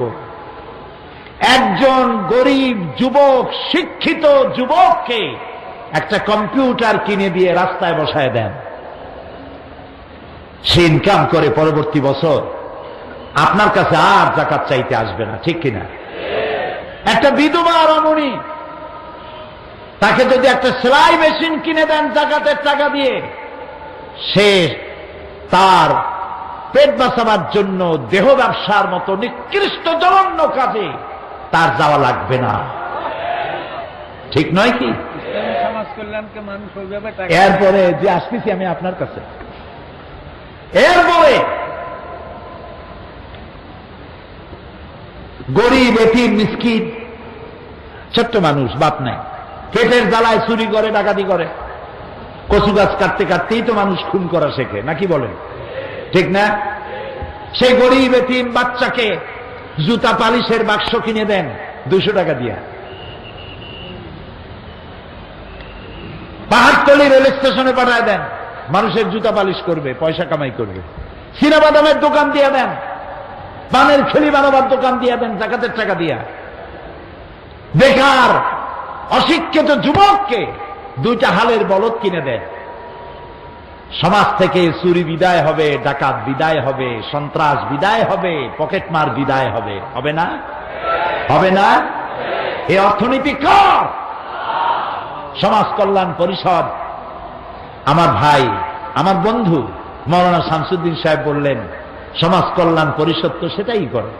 তাই আমি বলছি যে আমি আসতেছি আপনার কাছে, আপনাদের জাকাতের একটা অংশ ওখানে দিলে ওই কামটাই হবে যে কামটা আপনি করতে পারেন না। আলহামদুলিল্লাহ বলেন। প্রিয় ভাই সব, একটা গরিব মানুষের মুখে যদি হাসি ফুটাইতে পারেন,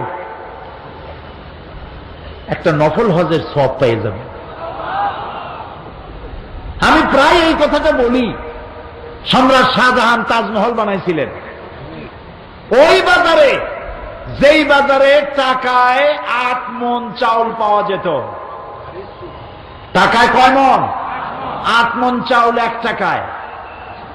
সব থেকে বেশি দুধ দেয় আধা মণ, 1 মণ। এরকম একটা গাভীর দাম 3 টাকার বেশি ছিল না।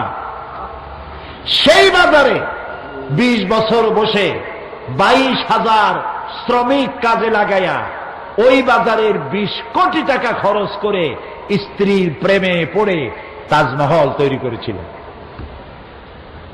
প্রিয় ভাই সব, এই তাজমহলের মূল্য ইসলামের কাছে, রসুলের কাছে, আর ইসলাম যিনি বানাইছেন সেই আল্লাহর কাছে ওই তাজমহলের ওই মূল্য নাই। একটি এতিম, গরিব, মিসকিন, একটি ছোট্ট বাচ্চা শীতে কাঁপতেছে, ক্ষুধায় কাঁদতেছে, ওর হাতে 1 মুঠো খাবার আর গায়ে ছোট্ট একটা নতুন গেঞ্জি বা চাদর পরিয়ে দিলে ওই বাচ্চাটি আনন্দে যে মুখে হাসি ফুটবে। 20 কোটি টাকার ব্যয় করে যে তাজমহল তৈরি করা হয়েছে, সেই তাজমহলের চাইতে এতিমের মুখের মিষ্টি হাসি আল্লাহর কাছে অনেক দাম। এটাই হচ্ছে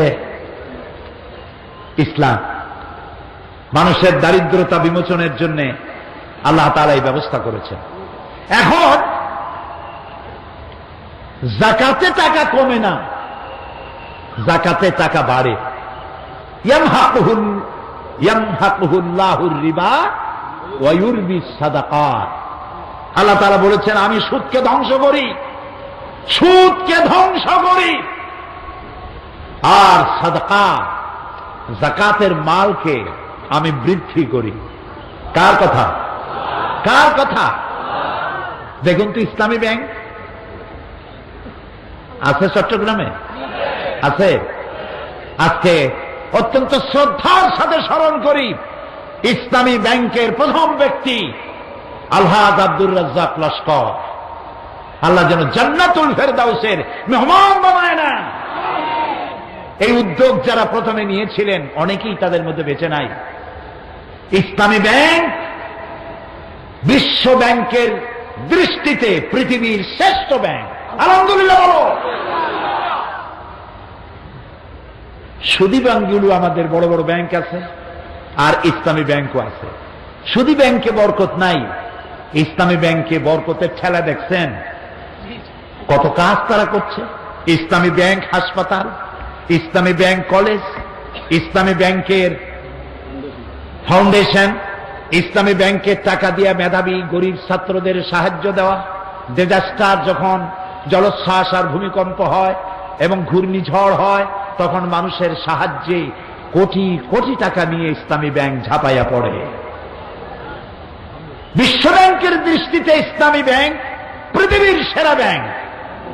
কারণ কি? কারণ হালালে বরকত হয়, হারামে বরকত হয় না। চট্টগ্রামের কুত্তা আছে না? কুত্তা, এক একটি কুত্তা প্রতি বছর বাচ্চা দেয় কয়টা? তাও হিসাব রাখেন না, কয়টা দেয় বাচ্চা? 5টা, 7টা, 8টা। কারণ ওর তো আর ফ্যামিলি প্ল্যানিং এর ব্যবস্থা নেই, জন্মের মতো বাচ্চা হয়। হ্যাঁ, কমপক্ষে 500টা। সব কুত্তা যদি বাঁচত, কুত্তার জ্বালায় চট্টগ্রামে হাঁটতে পারতেন? যেমন জন্মের মতো হয় ওই রকম জন্মের মতো মরে। গাবিতে বাছুর দেয় কয়টা বছরে? কয়টা? আর চিরগঙ্গে মানুষেরা যা গরু গোস্ত খাইতে পছন্দ করে, জন্মের খাওয়া খায়। গরু গোস্তকে কেউ কেউ বলেন কুওয়াতুল ইসলাম, কুওয়াতুল মুসলিমিন। খাইল জন্মের মতো। এখন আপনি দেখুন তো, বাচ্চা দিল একটা, কুত্তায় দিল 7টা। কুত্তা বেশি না গরু বেশি? গরু বেশি। কারণ গরু হালাল তাই বরকত, কুত্তা হারাম তাই বরকত নাই। আল্লাহ রাব্বুল আলামিন বলেন, আমি সুদকে ধ্বংস করি আর যাকাতকে আমি বৃদ্ধি করি, যাকাতের মালকে বৃদ্ধি করি। সুবহানাল্লাহ। এই সম্পদ যারা জমা করে রাখে, আমার মা বোনেরা, মা বোনেরা আছে না? বহু। আগামীকাল মা বোনদের ব্যাপারে বলবো। এবার আমরা আলাদাভাবে মা বোনদের জন্য ব্যবস্থা করতে পারি নাই বিশেষ কোনো কারণে, তাদের জন্য কথা বলবো ইনশাআল্লাহ। বলি ইনশাআল্লাহ। মা বোনদের কাছে অনেক সোনা আছে, স্বর্ণ, গোল্ড, সারা বছর সিন্ধুকের মধ্যে পড়ে থাকে। কবে কার বিয়ে হবে সেই সময় একটু পড়ল।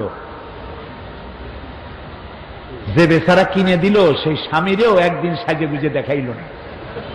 অবশ্য চট্টগ্রামে এরকম মেয়ে লোক আছে বলে আমি মনে করি না। স্বামী বেচারা এত কষ্ট করিয়া এত সুন্দর সুন্দর শাড়ি দিল, সোনা জানা দিল, তারে দেখাইল না। তারই না দেখাবেন। রাসূলুল্লাহ বলেছেন, ওই মেয়ে লোক, ওই স্ত্রী সব থেকে ভালো যারে দেখলে তার স্বামীর চোখ ঠান্ডা হয়ে যায়। রাসূলুল্লাহ বলেছেন, সেজে গুজে থাকো, স্বামীকে হাসি মুখে বরণ করো, সংসারে শান্তি হবে। স্বামী আর স্ত্রী দুজনে প্রেম ভরে একজনে আর একজনের হাত যখন ধারণ করে, রাসূলুল্লাহ বলেছেন উভয়ের সগীরা গুনাহকে আল্লাহ তাআলা মাফ করে দেন। আগামীকাল বলবো সেসব কথা। কত শাড়ি আপনার ঘরে, এমন এমন শাড়িও আছে যা আপনার পরাও হয় না কখনো। সোনাগুলো পড়ে আছে, ব্যবহারও করেন না। সমস্যাটা কি হবে জানেন? আল্লাহ রাব্বুল আলামিন বলেন, والذين يكنزون الذهب والفضة ولا ينفقونها في سبيل الله فبشرهم بعذاب أليم। যারা নাকি স্বর্ণ রৌপ্য সঞ্চয় করল, আমার রাস্তায় খরচ করল না, ফাবাশশিরহুম বিআযাবিন আলীম, তাদেরকে জাহান্নামের কঠিন শাস্তির সুসংবাদ দাও। সুবহানাল্লাহ কইলেন, কি আশ্চর্য কথা! এই জাগা মতো কথা কইয়েন। আল্লাহ কইল জাহান্নামের কথা, আপনি কোন সুবহানাল্লাহ, আপনি কোন নাউযুবিল্লাহ। এটি কায়দা দেখুন। আল্লাহ বললেন ফাবাশশিরহুম, ওদেরকে জাহান্নামের কঠিন পীড়াদায়ক শাস্তির শুভ সংবাদ দাও। শাস্তির কি শুভ সংবাদ হয়? হয়। আল্লাহ এটা বললেন কেন? এটাও জানাবেন। একটা ছোট্ট দৃষ্টান্ত দিলেই বুঝবেন। কারো কারো দুষ্ট ছেলে আছে না? দুষ্ট ছেলে এত দুষ্টু। সম্রাট আকবর সম্রাট আকবরের ছিল নবরত্ন। নবরত্নের একজন ছিল, কি যেন নাম আমি এখন ভুলে গেলাম। হ্যাঁ হ্যাঁ, বীরবল। আপনারও আল্লাহ বীর বানাই দিন। বীরবল না, বীরবল। আকবর তারা আসতে বলছে, কিন্তু সেই সময় থেকে প্রায় 2 ঘন্টা দেরি করে আসছে। সম্রাট রাগ হয়ে গেছে, এই বীরবল এত দেরি করে আসলে কেন? কয় যে জাহাপানা, আমার একটা ছেলে আছে এত দুষ্ট, তারে কোন রকম মানাইতেই পারলাম না, তাকে মানাতে গিয়ে আমার 2 ঘন্টা সময় লাগবে। একবার কয় যে তুমি কি আমারে পাগল পাইছো নাকি? একটা ছোট্ট বাচ্চা তারে ঠান্ডা করা যায় না, 2 ঘন্টা সময় লাগে? আমি এটা বিশ্বাস করি না, তুমি অন্য কোনো কাজে ছিলা, মিথ্যা কথা কইতেছ। বীরবল কয় না স্যার, জাহাপানা সত্য বলছি। কয় আমি বিশ্বাস করি না। বীরবল বলছে বিশ্বাস যদি না করেন তাহলে আমি আপনার বিশ্বাস করাই। কয় করাও, কিরকম করবা? কয় আপনি আমার আব্বা হন, আমি আপনার বাচ্চা হই। বীরবল বাচ্চা হইছে, এখন আকবর হইছে আব্বা। এখন বীরবল কাঁদতেছে, বাচ্চার মতো করে কাঁদতেছে। আকবর জিজ্ঞেস করছে, কান্দিস কেন? কয় আব্বু আমার একটা হান্ডি কিনে দাও, একটা হাড়ি কিনে দাও। তো দিল একটা হাড়ি কিনে। আবারও কান্দে, আবার কান্দিস কেন? আমার একটা হাতি কিনে দাও। তো দিল একটা হাতি। এখন আরো ভ্যা ভ্যা করে কাঁদতেছে। আরে এখন আবার কান্দিস কেন? হান্ডি চাইলি, পাতিল চাইলি, পাতিল দিলাম। হাতি চাইলে হাতি দিলাম, এখন কান্দিস কেন? কয় আব্বু এই হাতিটা এই হাড়ির মধ্যে ঢুকাই দাও। আকবর কইল, ঠিকই তুমি বলছো, বাচ্চা বুঝানো যায় না। কিছু বাচ্চা আছে দারুণ দুষ্টু। এই বাচ্চা মায় যখন ঠান্ডা করতে না পারে, তখন মা বলে যে বাপ রাখ, তোর বাপ আসুক, তোর বাপেরে আমি সব শোনাবো আজ। এমন পিট্টি দেবে, তখন বুঝবি মজা কারে কর। পিটাইলে কি মজা হয়? তাহলে মায় মজার কথা কইল কেন? শাস্তির তীব্রতা বোঝাবার জন্য মজা শব্দ ব্যবহার করা হয়েছে। ফাবাশশিরহুম বিআযাবিন আলীম। যারা সোনা দানা জমা করে রাখে, আমার রাস্তায় খরচ করে না, তীব্র শাস্তির শুভ সংবাদ দিয়ে দাও। সেই শাস্তিটা কি? আল্লাহ রাব্বুল আলামিন বলেন, ইয়াউমা ইউহমা আলাইহা ফি নার জাহান্নামা ফাতুকওয়া বিহা জিবাহুহুম ওয়া জুনুবুহুম ওয়া যুহুরুহুম হাযা মা কানাজতুম লিআনফুসিকুম ফাযুকু মা কুনতুম তাকনিজুন। এমন একদিন আসবে যখন তোমার সঞ্চিত সম্পদ, স্বর্ণ রৌপ্য জাহান্নামের আগুন দিয়ে জ্বালানো হবে। ইন্না লিল্লাহি ওয়া ইন্না ইলাইহি রাজিউন। মা বোনেরা কান পেতে শুনুন, ভাইয়েরা শুনুন। স্বর্ণ জমা করেছেন, যাকাত দেন নাই। এই স্বর্ণ, এই রৌপ্য, এই ডায়মন্ড জাহান্নামের আগুন দিয়ে জ্বালানো হবে। কে বলতেছেন? আল্লাহ। আল্লাহ আল্লাহ। কোন মৌলভী সাহেবের ফতোয়া নয়, কোন মুফতির ফতোয়া নয়, আমার আল্লাহ বলছেন জাহান্নামের আগুন দিয়ে তোমার সোনার উপরে জ্বালানো হবে। এটারে গরম বানাইয়া জাহান্নামের আগুন দিয়ে সিল বানানো হবে। তারপরে তোমার কপালের উপরে, তোমার পার্শ্ব দেশে এবং তোমার পৃষ্ঠ দেশে সিল মারা হবে, আর বলা হবে হাযা মা কানাজতুম লিআনফুসিকুম। এ হচ্ছে সেই তোমার সঞ্চিত ধনরাশি যা তুমি আমার রাস্তায় খরচ করনি, এখন এর মজা চাকো। ফাযুকু মা কুনতুম তাকনিজুন। যা সঞ্চয় করেছিল সেই শাস্তি এখন ভোগ করো। নাউযুবিল্লাহ। সবাই বলি নাউযুবিল্লাহ। প্রিয় ভাই সব, আমার মা বোনেরা, 7.5 তোলার নিচ পর্যন্ত যাকাত না দিলে চলবে। স্বর্ণ যদি 7.5 তোলা হয়ে যায় তখন যাকাত দিতে হবে। 7.5 তোলার উপরে যখন গেল তখন একেবারে গোড়া থেকে শুরু করে সবটা দেওয়া লাগবে। বাজার দরে যে দাম হয় তার 2.5% করে আপনাকে দিতে হবে, এর থেকে কোনো মাপ নাই। সেজন্য এখন সোনা আপনি বেশি রাখবেন অথবা কম রাখবেন, সেটা আপনি নিজে চিন্তা করেন, নিজে বোঝেন। এই অর্থ স্বর্ণের জন্য 7.5 তোলা, রূপার জন্য 52.5 তোলা, ছাগলের জন্য 40টি, গরুর জন্য 30টি হলে পরেই একটা করে দিতে হবে। এরপরে দেবেন ওসর, ফসলের যাকাত, এটাকে ওসর বলা হয়। আমার দেশে একটা হিসাব আমরা করেছি। এই বাংলাদেশে আপনারা জানেন আমি একটা ব্যাংকের সাথে জড়িত আছি, জানেন ওইটার নাম কি? ইসলামী ব্যাংক। ওর জন্ম লগ্ন থেকে এর সাথে আছে।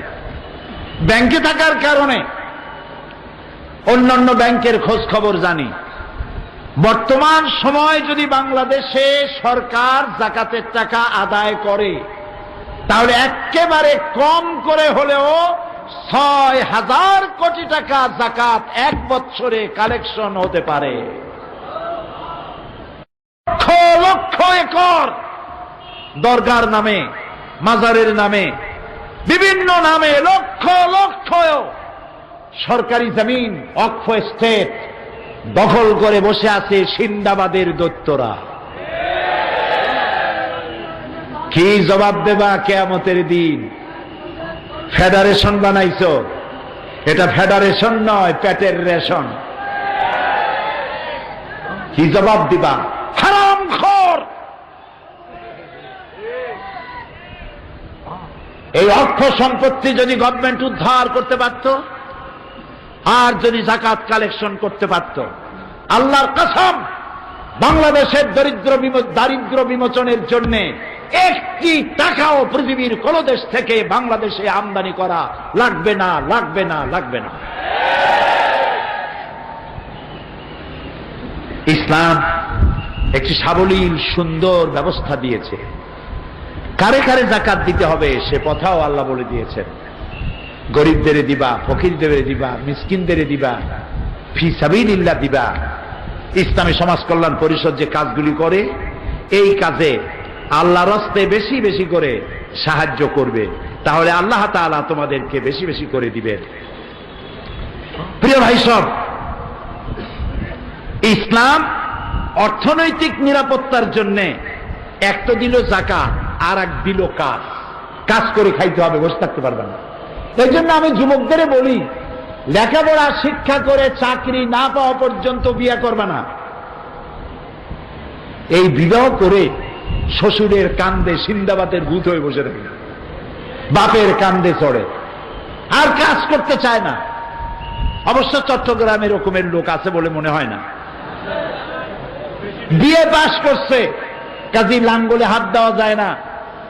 বিয়ে পাশ করেছে, চুরি করে খাবে, পকেট মারবে, তাও ভালো। রিক্সা চালাবো না, বেবি ট্যাক্সির হ্যান্ডেলে হাত দেব না, আমি তো একজন মডার্ন এডুকেটেড পারসন। চুরি করবে সেও ভালো। কথা বুঝতে পেরেছেন? এই অবস্থা থাকতে পারবে না, কাজ করতে হবে। নবী করিম সাল্লাল্লাহু আলাইহি ওয়াসাল্লাম বলেছেন, ইজা সাল্লাইতুমুল ফজরা ফালা তানুমু আন তালবি আরজাকিকুম। ফজরের নামাজ যখন পড়া হয়ে গেছে ঘুমায় থাকো না, বেরিয়ে যাও, রিজেক অনুসন্ধান করো। আমার ক্ষেত খামার, কল কারখানা, আদালত, শিক্ষাঙ্গন সব জায়গায় ছড়িয়ে পড়ো, আমি রিজেক ছড়িয়ে রেখেছি। আর গরিব মানুষকে সাহায্য সহানুভূতির হস্তকে সম্প্রসারিত করো। ওয়ায়াকফুলু গানিয়ুহুম ফাকিরাহুম, সমাজের সচ্ছল ব্যক্তিরা তাদের গরিবদেরকে সাহায্য করবে। নবী করিম সাল্লাল্লাহু আলাইহি ওয়াসাল্লাম তিনি একটি ব্যাংক তৈরি করেছিলেন, তার ব্যাংকের নাম ছিল বাইতুল মাল। বলেন তো নাম কি? বাইতুল মাল। এই বাইতুল মাল ব্যাংকটি তিনি যেদিন উদ্বোধন করেন সেদিন তিনি বলেছিলেন, মান তারাকা দায়নান আউদিয়ান ফালাইয়া। আমার রাষ্ট্রের ভেতরে কোন ঋণগ্রস্ত ব্যক্তি ঋণ পরিশোধ করার আগে যদি সে মারা যায় আর ঋণ পরিশোধের কোনো অর্থ যদি তার না থাকে, তাহলে ওই ব্যক্তির, ঋণগ্রস্ত ব্যক্তির ঋণ পরিশোধ আর তার এতিম বাচ্চাগুলির দায়িত্ব আমি নবী মুহাম্মদ রাসূলুল্লাহ সাল্লাল্লাহু আলাইহি ওয়াসাল্লাম আমার কাঁধের উপরে উঠায়া নিলাম। এর নাম ইসলাম। এর নাম কি? ইতিহাস দেখুন, গল্প গুজব তাফসীরের ময়দানে নয়, কোরআনের কথা, হাদিসের কথা, ইতিহাসের কথা। ওমর ইবনে আব্দুল আজিজ রাহমাতুল্লাহ আলাইহির সময় আল্লাহর দেওয়া এই অর্থনীতি, যাকাত ভিত্তিক অর্থ ব্যবস্থা চালু হওয়ার পর বাজারে বাজারে ঢোল পেটানো হতো, যাকাত কে নেবে, যাকাত কে নেবে। একটা লোক পাওয়া যায় নাই। একটি লোক 3 দিন ঘুরতেছে একটা বস্তা নিয়ে, টাকার বস্তা, সাদাকা। কারে দেবে লোক পায় না। একটা মরুভূমির মধ্যে বসে আছে, আহারে যদি একটা গরিব পাইতাম। অনেকক্ষণ বসে থাকার পর দেখলো একটা লোক আসছে, দাড়িতে ধুলাবালি মাখা, ঘাড়ে একটা বস্তা। আসসালামু আলাইকুম, আল্লাহর মেহেরবানি আমি পাইছি একজন গরিব। হুজুর, আমি 3 দিন এই রাষ্ট্রের বিভিন্ন জায়গায় ঘুরছি, একটা গরিব পাইলাম না। এই টাকাগুলো আমার কাছে আছে, সাদাকাত টাকা, আপনি নিয়ে আমারে উদ্ধার করেন। আগন্তুক বলছে, মিয়া তোমার মাথার স্ক্রু কি ঢিলা? তুমি কি মনে করো আমার এই বস্তার মধ্যে দেতরা খাতা বা ছেঁড়া খাতা? এই বস্তার ভিতরে তোমার থেকে বেশি টাকা। তুমি ঘুরতেছো 3 দিন, আমি ঘুরতেছি 7 দিন, একটা গরিব পাই নাই। এর নাম ইসলাম। এর নাম কি? ইসলাম। প্রিয় ভাই সব, এই যাকাত, যাকাতের মধ্যে যারা নাকি যাকাত এবং নামাজের মধ্যে পার্থক্য সৃষ্টি করবে, নামাজ পড়বে যাকাত দিবে না, আবু বকর রাদিয়াল্লাহু তাআলা আনহু বলছেন, ওয়াল্লাহি আমি কাফেরদের বিরুদ্ধে যুদ্ধ করা যেমন ফরজ মনে করি, তেমনি করে এদের বিরুদ্ধে যুদ্ধ ঘোষণা করব যারা নামাজ পড়লে যাকাত দিবে না। যাকাত আদায় করতেই হবে। আল্লাহ যেন তৌফিক আমাদের দেয়, বলেন আমিন। প্রিয় ভাই সব, আমার বাংলাদেশ পৃথিবীর সব থেকে সুখী দেশ। আলহামদুলিল্লাহ বলবেন। পৃথিবীর 4টি মহাদেশের প্রায় 50টিরও বেশি দেশ আল্লাহ আমারে দেখাইছে। আমার জীবনের স্বপ্নের দেশ, সব থেকে প্রিয় দেশ, মহব্বতের জায়গা মক্কা আল মুকাররমা, মদিনা আল মুনাওয়ারা। এরপরেই আমার কলিজার সাথে, আমার রক্তের সাথে, আমার ঐতিহ্যের সাথে সম্পৃক্ত আমার মাতৃভূমি, প্রিয় জন্মভূমি বাংলাদেশ। আমাদের দেশের নাম কি? জোরে কন্যা, আরো জোরে বলেন। এ দেশটি 9 মাসের মুক্তিযুদ্ধের মধ্য দিয়ে আল্লাহ তাআলা আমাদেরকে উপহার দিয়েছেন, আলহামদুলিল্লাহ। এ দেশটি গরিব নয়, এ দেশটি গরিব নয়। এই বাংলাদেশ অফুরন্ত সম্পদ আল্লাহ দান করেছেন। আমি হিসাব দেই, আমাদেরকে যারা গরিব বলে এটা আসলে সঠিক না। আমরা হিসাব জানি না, আমাদেরকে বোকা বানাইয়া বেকুব বানাতে চায়। এই বাংলাদেশ, এর আবাদযোগ্য জমির পরিমাণ আছে 2,40,00,000 একর। 2,40,00,000 একর জমি। বিজ্ঞানসম্মত চাষাবাদ জানি না বলেই ফসল উৎপাদন হয় না। শিক্ষিত লোকেরা তো চাষে আসে না। চাষ করে কারা? কৃষক, এবং লেখাপড়া জানে কম। এক জার্মান, সে নাকি শুনেছিল বাংলাদেশ নাকি সোনার বাংলা। তো সোনার বাংলাটা কেমন দেখতে এলো, দেখতে এসে মাসখানেক থেকে ফিরে গেল। দেশে গিয়ে রিপোর্ট করলো বাংলাদেশ সত্যিই সোনা, কিন্তু চাষ হয় 3টা গরু দিয়া। সামনের 2টাও গরু, পিছনেরটাও গরু। মন্তব্য আমার না, মন্তব্য একজন জার্মান।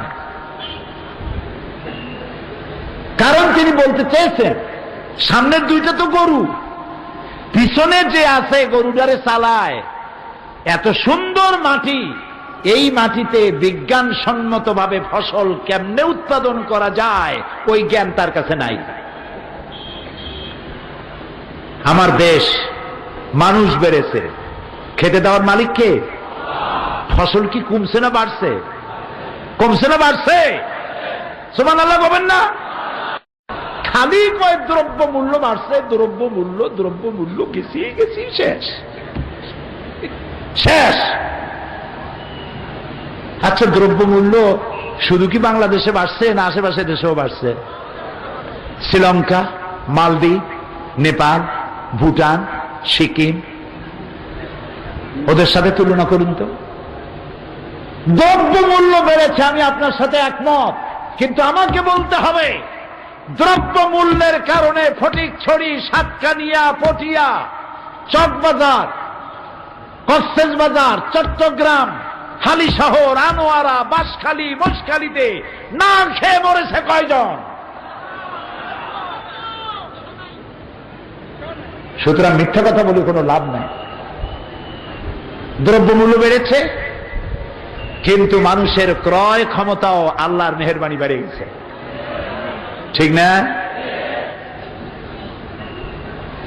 আল্লাহ রাব্বুল আলামিন বিভিন্ন ভাবে জনগণের কাছে খাবার পৌঁছাবার ব্যবস্থা করেছেন, নানান ভাবে ক্রয় ক্ষমতাও বেড়ে গেছে। তা আমাদের এই জমিনটা 2,40,00,000 একর আছে, জমিন চাষযোগ্য, অনেক জমি পড়ে আছে। এক একজনের বাড়ি বানায়া গুলশানের মতো জায়গায় 1 বিঘার উপরে বাড়ি, 2 বিঘার উপরে বাড়ি, খালি জায়গা পড়ে আছে। অথচ অ্যাপার্টমেন্ট করে দিলে হাজার হাজার লোক, শত শত লোক বাস করতে পারতো, গভর্নমেন্টের ইনকাম হইতো। এই কথাগুলি কি আমি আন্দাজে বলি না, ঠিক কথা বলি, ঠিক কিনা? এই চট্টগ্রাম শহরেও অনেক বাড়ি আছে, বিল্ডিং একটা বানায়, সামনে বিশাল লন, সুইমিং পুল, বাচ্চাদের খেলাধুলার জায়গা পড়ে আছে, অথচ কত দাম এই জমির। রাসূলুল্লাহ বলেছেন, জমি রাখার অধিকার নাই ওই ব্যক্তি যে জমিন খালি ফেলে রাখে, কাজে লাগায় না। অধিকার নাই জমিন রাখা।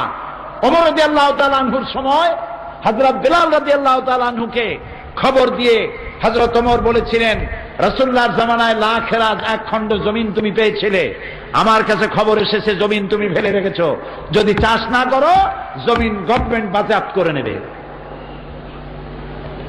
তো আমার জমিন পড়ে আছে, আমরা কাজ করছি না। আমাদের রয়েছে বনজ সম্পদ, বনজ সম্পদ আছে 32,53,860 একর জুড়ে। আপনি কি লক্ষ্য করেছেন এই বন আল্লাহ কোথায় বানাইছেন? সমুদ্রের উপকূল দিয়ে। ম্যানগ্রোভ ফরেস্ট এরিয়া আল্লাহ তাআলা বানিয়েছেন সাতক্ষীরা, বরগুনা, পটুয়াখালী, বরিশাল, নোয়াখালী, বাগেরহাট, এইসব এলাকা দিয়া এবং উপকূল এলাকা দিয়া সুন্দরবন বানাইছেন। কারণ কি? কারণ হলো আল্লাহ তো বিনা কারণে কোনো কাম করেন না। বঙ্গোপসাগর হচ্ছে সাইক্লোন জোন, বছরের যে কোনো সময় এখানে সাইক্লোন সৃষ্টি হয়। এই সাইক্লোনের ধাক্কা 280 মাইল, 500 মাইল, 1000 কিলোমিটার বেগে সাইক্লোন আসতেছে। এই সাইক্লোন যদি কোনো বাধা না পায়, প্রথম ধাক্কায় কক্সবাজার উড়ে যাবে, চট্টগ্রাম উড়ে যাবে, প্রথম ধাক্কায় উড়ে যাবে পটুয়াখালী, বরগুনা, বরিশাল, পিরোজপুর, বাগেরহাট। আল্লাহ তাআলা সমুদ্রের পারে উপকূলীয় এলাকায় পাহাড় আর সুন্দর বন গাছ লাগাইয়া প্রথম ধাক্কাটাকেই অর্ধেক শক্তি কমায় দিয়ে দিলেন। আল্লাহু আকবার।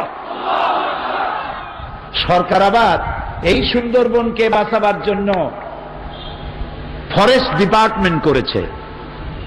সেই ফরেস্ট ডিপার্টমেন্টের লোকেরা মাশাআল্লাহ গাছগুলা কাইটিয়া কুটিয়া খাইয়া মনে হয় দাব্বাতুল আরদ আইসে কি খাবে, ওরাই সব শেষ করতেছে। আল্লাহ দেখলেন যে এগুলো আমি বানাইছিলাম মানব গোষ্ঠী যেন বংশানুক্রমে এগুলি ভোগ করতে পারে, কিন্তু এরাই তো খেয়ে শেষ করে ফেলাবে। আল্লাহ তাআলা তাই নিজেই কিছু গার্ডের ব্যবস্থা করে দিলেন। সেই গাছগুলি কি? Royal Bengal tiger. সামনে পড়ে যান, বলেন যে স্যার 10 কোটি টাকা ঘুষ দেব, শুনবে? এক থাপ্পড় দিয়া কল্লা ফুটবলের মতো উড়ায় দেবে। আল্লাহ তাআলা দিয়েছেন বিশাল বনজ সম্পদ। আমাদের রয়েছে প্রাণী সম্পদ। বাংলাদেশে 250টি ছোট বড় নদ নদী আছে, যার দৈর্ঘ্য 3200 বর্গ মাইল। বিশাল প্রাণী সম্পদ রয়েছে। গ্যাস সম্পদ 100 বছরেও ফুরাবে না। আলহামদুলিল্লাহ কন। আলহামদুলিল্লাহ যত আসতে কবেন, গ্যাস তত কমতে থাকবে। পন্তজোরে আলহামদুলিল্লাহ। লাইন শাকারতুম লাযীদান্নাকুম ওয়া লাইন কাফারতুম ইন্না আযাবি লাশাদীদ। যদি শুকর আদায় করো বাড়ায় দেব, আর যদি শুকর আদায় না করো শাস্তি দেব। আমাদের রয়েছে মৎস্য সম্পদ, পশু সম্পদ, সর্বোপরি মানব সম্পদ। 14 কোটি মানুষের 28 কোটি হাত। এই 28 কোটি হাত যদি ভিক্ষার হাত না হয়ে কর্মীর হাত হয়ে যায়, তাহলে এই বাংলাদেশ আবার মাথা উঁচু করে দাঁড়াতে পারবে ইমানের বলে বলিয়ান হয়ে। যুদ্ধ বিধ্বস্ত জাপান কোত্থেকে কই গেল? উত্তর কোরিয়া কোথায়? অস্ট্রেলিয়ার মেলবোর্ন ইউনিভার্সিটিতে আমার প্রোগ্রাম ছিল। ব্যাংকক হয়ে যাচ্ছিলাম থাই এয়ারলাইনে। ব্যাংককে নামলাম যাত্রা বিরতি। থাইল্যান্ড, যারা মহিলাদের সতীত্ব বিক্রি করে জীবন চালাইতো, সেই দেশে এয়ারপোর্ট থেকে আমার হোটেল পর্যন্ত 30 কিলোমিটার লম্বা ফ্লাইওভার, বিশাল বিশাল ইমারত। ছোট্ট দেশ সিঙ্গাপুর কোথার থেকে কোথায় গেছে। বাংলাদেশ যে তিমিরে, সেই তিমিরে শুধুমাত্র প্রতিহিংসার রাজনীতির কারণে বাংলাদেশ মৃত্যুর কাছাকাছি পৌঁছে গিয়েছে। হিংসা আর হিংসার আগুনে জ্বলছে। আল্লাহ এর থেকে আমাদেরকে রক্ষা করুন। আমরা বলি আমিন। প্রিয় ভাই সব, এত সব সম্পদ থাকতেও আমরা গরিব। এর কারণ হলো আমরা কোরআন ছেড়েছি। আমরা গোড়া থেকেই একটা ষড়যন্ত্রের শিকার। 200 বছর এই দেশ ছিল ব্রিটিশের গোলামি, ছিল না? তারপরে পাকিস্তানের অর্থনৈতিক এবং রাজনৈতিক শোষণ, এরপরে পূর্ণাঙ্গ স্বাধীনতা আমরা লাভ করলাম। দেশের 90% লোক মুসলমান। পৃথিবীর খ্রিস্টান শক্তি চেয়েছে আমাদেরকে খ্রিস্টান বানাতে, কমিউনিস্টরা চেয়েছে আমাদেরকে নাস্তিক বানাতে, আর ভারত চেয়েছে তাদের পদলেহী গোলামদের দিয়ে এই দেশটাকে ধর্মনিরপেক্ষ মতবাদের দেশে পরিণত করতে। সুতরাং আমি আপনাদের সামনে আজকে ইসলামের সৌন্দর্য বর্ণনা করতে এসেছি। ইসলামের সৌন্দর্য বয়ান করলাম। এর থেকে ইসলামের সৌন্দর্য, এর থেকে সুন্দর ব্যবস্থাপনা পৃথিবীতে আর নাই। বলি সুবহানাল্লাহ। সবাই খাইয়া বাসুক, করে বাসুক। হিন্দুর সাথে আমাদের কোনো বিরোধ নাই, খ্রিস্টানের সাথে, বৌদ্ধের সাথে বিরোধ নাই, উপজাতীয়দের সাথে বিরোধ নাই। আমরা সবাই প্রীতি, প্রেম আর ভালোবাসায় আমরা ডুবে আছি। আলহামদুলিল্লাহ বলবেন না? আমি জানি না চট্টগ্রামের অবস্থা কি। আমি আমার পিরোজপুরের কথা বলি। আমার এলাকার কোন মুসলমান যদি অসুস্থ হয়, প্রতিবেশী হিন্দু ফল মূল নিয়ে আমাদেরকে দেখতে আসে। আমার দেশে যখন ঈদ হয়, হিন্দুরা তখন আমাদের ঈদের সিমাই, পায়াস, সিন্নির সাথে শরীক হয়। তাদের পূজার দিনে আমাদের যুবক ছেলেমেয়েরা সেসব পূজা আশ্রা দেখতে যায়। এই ধরনের শান্তিপূর্ণ দেশ পৃথিবীতে কোথাও আছে? আছে নাকি? তারপরেও এক শ্রেণীর লোকেরা ক্ষমতা হারাবার উন্মাদনায় দেশে এবং বিদেশে সর্বত্র বলে বেড়াচ্ছে বাংলাদেশে নাকি হিন্দু বৌদ্ধ সব শেষ, মাইয়া পিটাইয়া সব ভারতে পাঠায় দিছে। এ কথাটা কি ঠিক? এটা কি সত্য? লানাতুল্লাহি আলাল কাযিবিন। মিথ্যাবাদীদের উপরে আল্লাহর অভিসম্পাত হোক। প্রিয় ভাই সব, আজ আমি কোরআনে কারীমের ইন্নাদ-দীন ইনদাল্লাহিল ইসলামের কথা বলতে গিয়ে আরেকটি কথা আপনাদেরকে শোনাতে চাই। শুনবেন? সেটি হচ্ছে ইসলাম হলো আল্লাহর। আমি বলেছিলাম আল্লাহ যা যা বানাইছেন শয়তান তার উল্টা আর একটা বানাইছে, ঠিক না? জোরে বলেন ঠিক না? আচ্ছা বলেন তো, আল্লাহ বানাইছেন খেলাফত, শয়তান বানাইছে কি? মুলুকিয়াত, রাজতন্ত্র। আল্লাহ বানিয়েছেন যাকাত ব্যবস্থা, শয়তান বানাইছে কি? আল্লাহ বানাইছেন জীবন আদর্শ ইসলাম, শয়তান বানাইছে কি? ধর্মনিরপেক্ষ মতবাদ। ধর্মনিরপেক্ষবাদীরা তারা মানুষকে বোকা বানাবার জন্যে তারা বলে ধর্মনিরপেক্ষতার মানে ধর্মহীনতা নয়। আসলে বিষয়টি এর সম্পূর্ণ বিপরীত।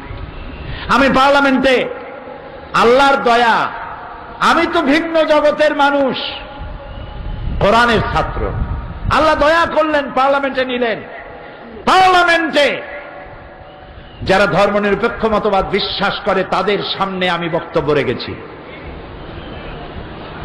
পার্লামেন্টে রেকর্ড থাকবে, যতদিন পার্লামেন্ট থাকবে আমার বক্তৃতার রেকর্ড থাকবে।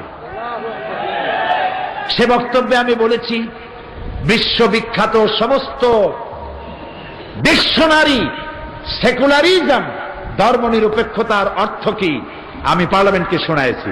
ডিকশনারি দিয়ে তাদের আমি বলেছি ধর্ম নিরপেক্ষতার অর্থই হচ্ছে ধর্মহীনতা। আপনাদেরকে রেকর্ড করার জন্য, কারণ চট্টগ্রাম তাফসিরের মাহফিল স্পন্দন অডিও ভিজুয়ালের মাধ্যমে গোটা বিশ্বে ছড়িয়ে যায়। আলহামদুলিল্লাহ বলেন। যে প্রতিষ্ঠান চট্টগ্রামের তাফসিরের মাহফিল অত্যন্ত আন্তরিকতার সাথে শৈল্পিক সৌন্দর্য দিয়ে বিশ্বময় ছড়ায়, আল্লাহ যেন এই প্রতিষ্ঠান কবুল করে নেন। বিশ্ববিখ্যাত Random House dictionary of English language, এ বইতে ধর্মনিরপেক্ষ মতবাদ সেকুলারিজমের শব্দের 3টি সংজ্ঞা দেওয়া হয়েছে। Number 1, not regarded as religious or spiritually sacred. এর অর্থ হলো যা ধর্মীয় বা আধ্যাত্মিক বলে বিবেচিত নয়। Number 2, not pertaining to or connected with any religion, যা কোন ধর্মের সাথে সম্পর্কিত নয়। Not belonging to A religious order, যা কোন ধর্ম বিশ্বাসের অন্তর্গত নয়। এটার নামই হলো সেকুলারিজম। এবার আসুন, চেম্বার্স ডিকশনারির মতে সেকুলারিজমের অর্থ হচ্ছে the believe that the state morals education should be independent of religion. এর অর্থ হচ্ছে ধর্মনিরপেক্ষ মতবাদ হচ্ছে এমন এক বিশ্বাস যার মতে রাষ্ট্র, নৈতিক শিক্ষা ইত্যাদি সব কিছু থেকে অবশ্যই ধর্মমুক্ত হতে হবে। এবার শুনুন অক্সফোর্ড ডিকশনারি কি বলে। অক্সফোর্ড ডিকশনারির মতে secularism means the ডক্টরিন morality should be based solely on regarded to the well-being of mankind in the recent life, to exclusion of all consideration drawn from belief in God or in future state. এর অর্থ হচ্ছে ধর্মনিরপেক্ষ মতবাদ হচ্ছে এমন এক মতবাদ যা মনে করে আল্লাহ বিশ্বাস বা পরকাল বিশ্বাস নির্ভর সমস্ত বিবেচনা থেকে মুক্ত। মানব জাতির বর্তমান কল্যাণ চিন্তার উপরে ভিত্তি করে নৈতিকতা গড়ে উঠবে। এবার আসুন ইনসাইক্লোপিডিয়া ব্রিটানিকা কি বলছে। ইনসাইক্লোপিডিয়া ব্রিটানিকা সহ বিশ্বের সকল বিশ্বকোষ সেকুলারিজমের অর্থ করা হয়েছে secular spirit or tendency, especially on social philosophy that rejects all forms religious faith. ধর্মনিরপেক্ষ মতবাদ হচ্ছে সেই রাজনৈতিক দর্শন যা সকল ধর্ম বিশ্বাসকেই প্রত্যাখ্যান করে। He rejects all forms of religious faith. ধর্ম বিশ্বাস থেকে মুক্ত, সেটার নামই হচ্ছে ধর্মনিরপেক্ষ মতবাদ। Number 2, the view the public education and other matters of civil society should be conducted without the introduction of a religious element. এর অর্থ হচ্ছে সেকুলারিজম বা ধর্মনিরপেক্ষতার একমাত্র অর্থ স্বাধীনতা, কোন ধর্মের অন্তর্গত না থাকা, ধর্মদ্রোহিতা। সেকুলারিজম তত ধর্মনিরপেক্ষতার অন্য কোন অর্থ বা সংজ্ঞা দুনিয়ার কোন ডিকশনারিতে নেই। ধর্মনিরপেক্ষ মতবাদ তাই এমন এক বিষাক্ত মতবাদ যা ঐশ্বরিক নয়, যা সম্পূর্ণ মানব রচিত ধর্মদ্রোহী মতবাদ, একটি কুফরি মতবাদ। রাজনীতি এবং রাষ্ট্রনীতির সাথে ধর্মনিরপেক্ষ মতবাদের মূল কথা শুনতেছেন আপনারা? শুনতেছেন? দলিল ছাড়া কথা বলবো না। ধর্মনিরপেক্ষ মতবাদের মূল কথা, এক, রাষ্ট্র রাজনীতির সাথে ধর্ম সংযুক্ত থাকবে না। দুই, ধর্ম থাকবে ব্যক্তির একান্ত ব্যক্তিগত জীবনে সীমাবদ্ধ। তিন, রাষ্ট্রের নীতি নির্ধারণ ও রাষ্ট্র পরিচালনায় কোনোভাবেই ধর্মকে বিবেচনা করা হবে না। চার, মুসলিম বিশ্বে ধর্মনিরপেক্ষতা মানে ইসলাম মুক্ত শাসন, ইসলামকে ব্যক্তির জীবনে সীমাবদ্ধ রেখে রাষ্ট্র পরিচালনা করতে হবে। পাঁচ, ধর্মনিরপেক্ষতা মানে হচ্ছে রাষ্ট্র, রাজনীতি, অর্থনীতি তথা সমাজ ও রাষ্ট্র সম্পর্কিত সকল কিছু থেকে ধর্মহীন তথা ইসলাম থেকে মুক্ত করা। তাই ধর্মনিরপেক্ষ মতবাদ মুসলিম বিশ্বের জন্য এক মারাত্মক অভিশাপ। এটি আল্লাহর গজব।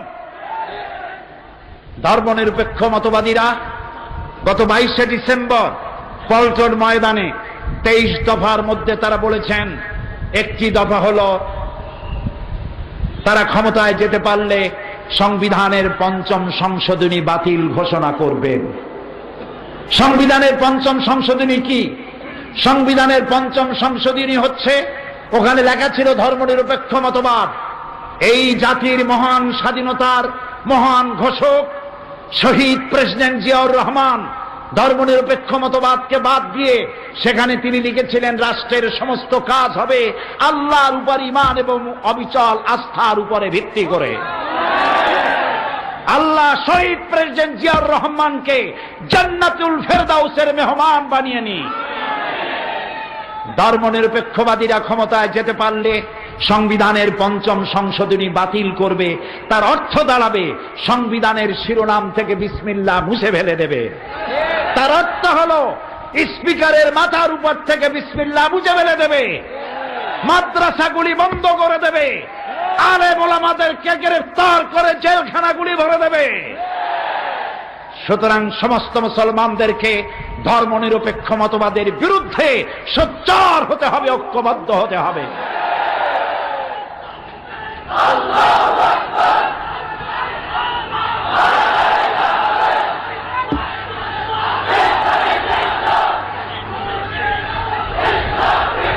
এবার আল্লাহ তাআলা বলছেন, আল্লাহর কথা শুনুন। ডিকশনারির কথা তো সব শুনাইলাম, আল্লাহর কথা শুনবেন না? সেটাই তো বেশি শুনতে হবে। আল্লাহ কি বলছেন? আল্লাহ রাব্বুল আলামিন বলেন, আফাতুমিনুনা বিবাদিল কিতাবি ওয়া তাকফুরুনা বিবাদ ফামা জাযাউ মান ইয়াফআলু যালিকা মিনকুম ইল্লা খিজিউন ফিল হায়াতিদ দুনিয়া ওয়া ইয়াউমাল কিয়ামাতি ইউরাদ্দুনা ইলা আশাদ্দিল আযাব। তোমরা কি আল্লাহর কিছু কথাকে মানবে আর কিছু কথাকে করবে অস্বীকার? ধর্মনিরপেক্ষ মতবাদীরা নামাজ মানে, রোজা মানে, হজ মানে, যাকাত মানে, কিন্তু কোরআনের বিচার মানে না, কোরআনের অর্থনীতি মানে না, কোরআনের রাজনীতি মানে না, কোরআনের সমাজনীতি মানে না, রাসূলুল্লাহর রাজনীতি মানে না, ধর্ম আর রাজনীতি আলাদা করে। সেই জন্য আল্লাহ বলে যে তোমরা কোরআনের কিছু কথাকে করবে বিশ্বাস আর কিছুকে করবে অস্বীকার। এই কাজটি যদি তোমরা করো, এরকম আচরণ যদি আমার কোরআনের সাথে তোমরা করো দুনিয়ায়, তাহলে তোমাদেরকে লাঞ্ছনার জীবন দেওয়া হবে আর কিয়ামতে কঠিন শাস্তি জাহান্নামে নিক্ষেপ করা হবে। প্রিয় ভাই সব, আল্লাহ তাআলা আমাদের সকলকে এই জিনিসগুলি বোঝার তৌফিক দিন। অন্ধভাবে কোন নেতার পেছনে দৌড়াবার চাইতে সুইসাইড করা, আত্মহত্যা করার শামিল। অন্ধের মতো না দৌড়াই, আমি যেন কোরআনের জ্ঞান দিয়ে সমৃদ্ধ হয়ে আল্লাহর পথে দৌড়াতে পারি। আল্লাহ যেন সেই তৌফিক দান করে দেন। আজ আর নয়, ইসলামের সৌন্দর্যের বাকি কথা বলবো আগামীকাল ইনশাআল্লাহ। এখন হবে মোনাজাত। কয়জন? আজকে দুইজন ইসলাম কবুল করার জন্য এসছেন, একজন মহিলা এবং একজন পুরুষ। পুরুষের নাম বিজরাজ মজুমদার, পিতা মৃত দিলীপ মজুমদার, ধর্ম হিন্দু, বাড়ি হলো সুনামগঞ্জ, থাকে দেওয়ানবাজার চট্টগ্রাম। মহিলা প্যান্ডেল অবস্থান করছেন কৃষ্ণা ভট্টাচার্য, স্বামীর নাম সজল চক্রবর্তী, ধর্ম হিন্দু, বাড়ি পদুয়া চট্টগ্রাম। পুরুষটি তার নাম পছন্দ করেছে মোহাম্মদ রাজু মজুমদার, আর মহিলা তিনি পছন্দ করেছেন নাম আয়েশা বেগম। কোথায় তারা? মহিলা আছেন প্যান্ডেলে, আর এই যুবক ছেলেটি বয়স তার 22 বছর, নাম পছন্দ করেছে মোহাম্মদ। তুমি পড়ো লা ইলাহা। আমাদের যে মা ইসলাম কবুল করতেছেন এসেছেন কৃষ্ণা ভট্টাচার্য, বর্তমান নাম আয়েশা, আপনি পড়ুন লা ইলাহা ইল্লাল্লাহু মুহাম্মাদুর রাসূলুল্লাহ। আল্লাহ ছাড়া কোন ইলাহ নাই, মাবুদ নাই, মুহাম্মদ সাল্লাল্লাহু আলাইহি ওয়াসাল্লাম আল্লাহ রাসূল।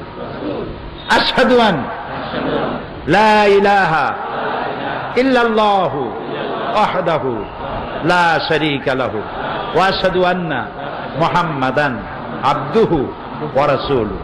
আমি সাক্ষ্য দিচ্ছি আল্লাহ ছাড়া কোন ইলাহ নাই, মাবুদ নাই, উপাস্য নাই, তিনি এক, তিনি একক, তিনি নিরঙ্কুশ, তার কোনো অংশীদার নাই।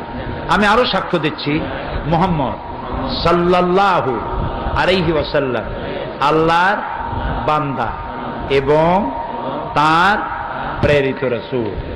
আসসালামু আলাইকুম। বস। এখন মোনাজাত হবে, মোনাজাতের পরে আজান হবে, বা জামাত এশার নামাজ হবে। প্রতিদিনের মতো আজকেও বলতে চাই, যাওয়ার সময় প্রত্যেক খামের সাথে রয়েছে কি? চাদর বা ড্রাম। কালকে টাকা আনতে বলছিলাম, মনে আছে না? টাকা পয়সা দিয়ে যাবেন, যাতে করে সমাজ কল্যাণ বিশাল কাজ করতেছে। আলহামদুলিল্লাহ।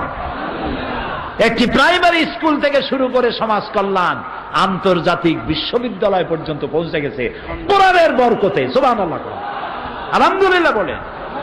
হসপিটাল আছে, মাদ্রাসা আছে, ভোকেশনাল ইনস্টিটিউট আছে, দারিদ্র বিমোচনের পরিকল্পনা আছে। আল্লাহ সমাজ কল্যাণকে কবুল করুন, আমরা বলি আমিন। আজকে মক্কা শরীফ থেকে, কুয়েত, কাতার থেকে, লন্ডন থেকে, আমেরিকা থেকে কয়েকটি টেলিফোন এসছে আমার কাছে দোয়া চাওয়ার জন্য। এখানে মাহফিল ডিসেম্বরে হয় নাই বলে কত মানুষ যে কাঁদছে, টেলিফোনে জানতে চেষ্টা করেছে। সারা দুনিয়ায় বাংলাদেশি মুসলমানেরা যে যেখানে আছে, চট্টগ্রামের তাফসীর মাহফিলের সাথে তাদের কলিজাটা লাগানো থাকে। তাদের জন্য দোয়া করব। সারা বিশ্বের ইসলামী আন্দোলনের অন্যতম পুরোধা, আমাদের মুরব্বী, ইসলামী আন্দোলনের নেতা অধ্যাপক গোলাম আজম, আল্লাহ তাআলা তাকে হায়াতে তাইয়্যিবা, সেহাতে কুল্লিয়া দান করুন। তিনি যেমন সহজ করে বলতে পারেন, তেমন সহজ করে লিখতেও পারেন। আলহামদুলিল্লাহ। পরিপূর্ণ জীবন বিধান হিসেবে ইসলামের সহজ পরিচয়, এ বইটি তার লেখা।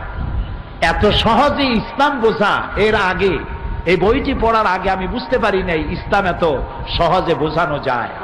খুবই কম দাম, আপনারা যাওয়ার সময় বইটি নিয়ে যাবেন। এরপরে বর্তমান সময়টা আমাদেরকে সন্ত্রাসী আর জঙ্গিবাদ বলে মুসলমানদেরকে গালি দেওয়া হচ্ছে। এই বইটি আমার লেখা, এটি ইংরেজি হচ্ছে ইউরোপ আমেরিকায় ছড়িয়ে দেওয়ার জন্য। আমাদের বদনামের জবাব। সন্ত্রাসের সাথে, জঙ্গিবাদের সাথে ইসলামের কোনো সম্পর্ক নাই। সেই জন্য সন্ত্রাস ও জঙ্গিবাদ দমন ইসলাম বইটি আমারই লেখা। এটি মাত্র 20 টাকায় বিক্রি হয়। আপনারা নিয়ে যাবেন, যে যত পারেন শিক্ষিত লোকেরা সকলে নেওয়ার চেষ্টা করুন। আর বর্তমান বিশ্বের শ্রেষ্ঠ তাফসীর, বিজ্ঞান ভিত্তিক সব তাফসীরকে আমি শ্রদ্ধা করি, সম্মান করি, কিন্তু বর্তমান যুগের শ্রেষ্ঠ বিজ্ঞান ভিত্তিক তাফসীর তাফহিমুল কোরআন। বলেন তো নাম কি? মাত্র 19 খণ্ড, দাম একেবারেই আপনার ক্রয় ক্ষমতার ভেতরে। আমি আশা করব প্রত্যেক মুসলমান নরনারীর ঘরে ঘরে তাফহিমুল কোরআন পৌঁছে যায়।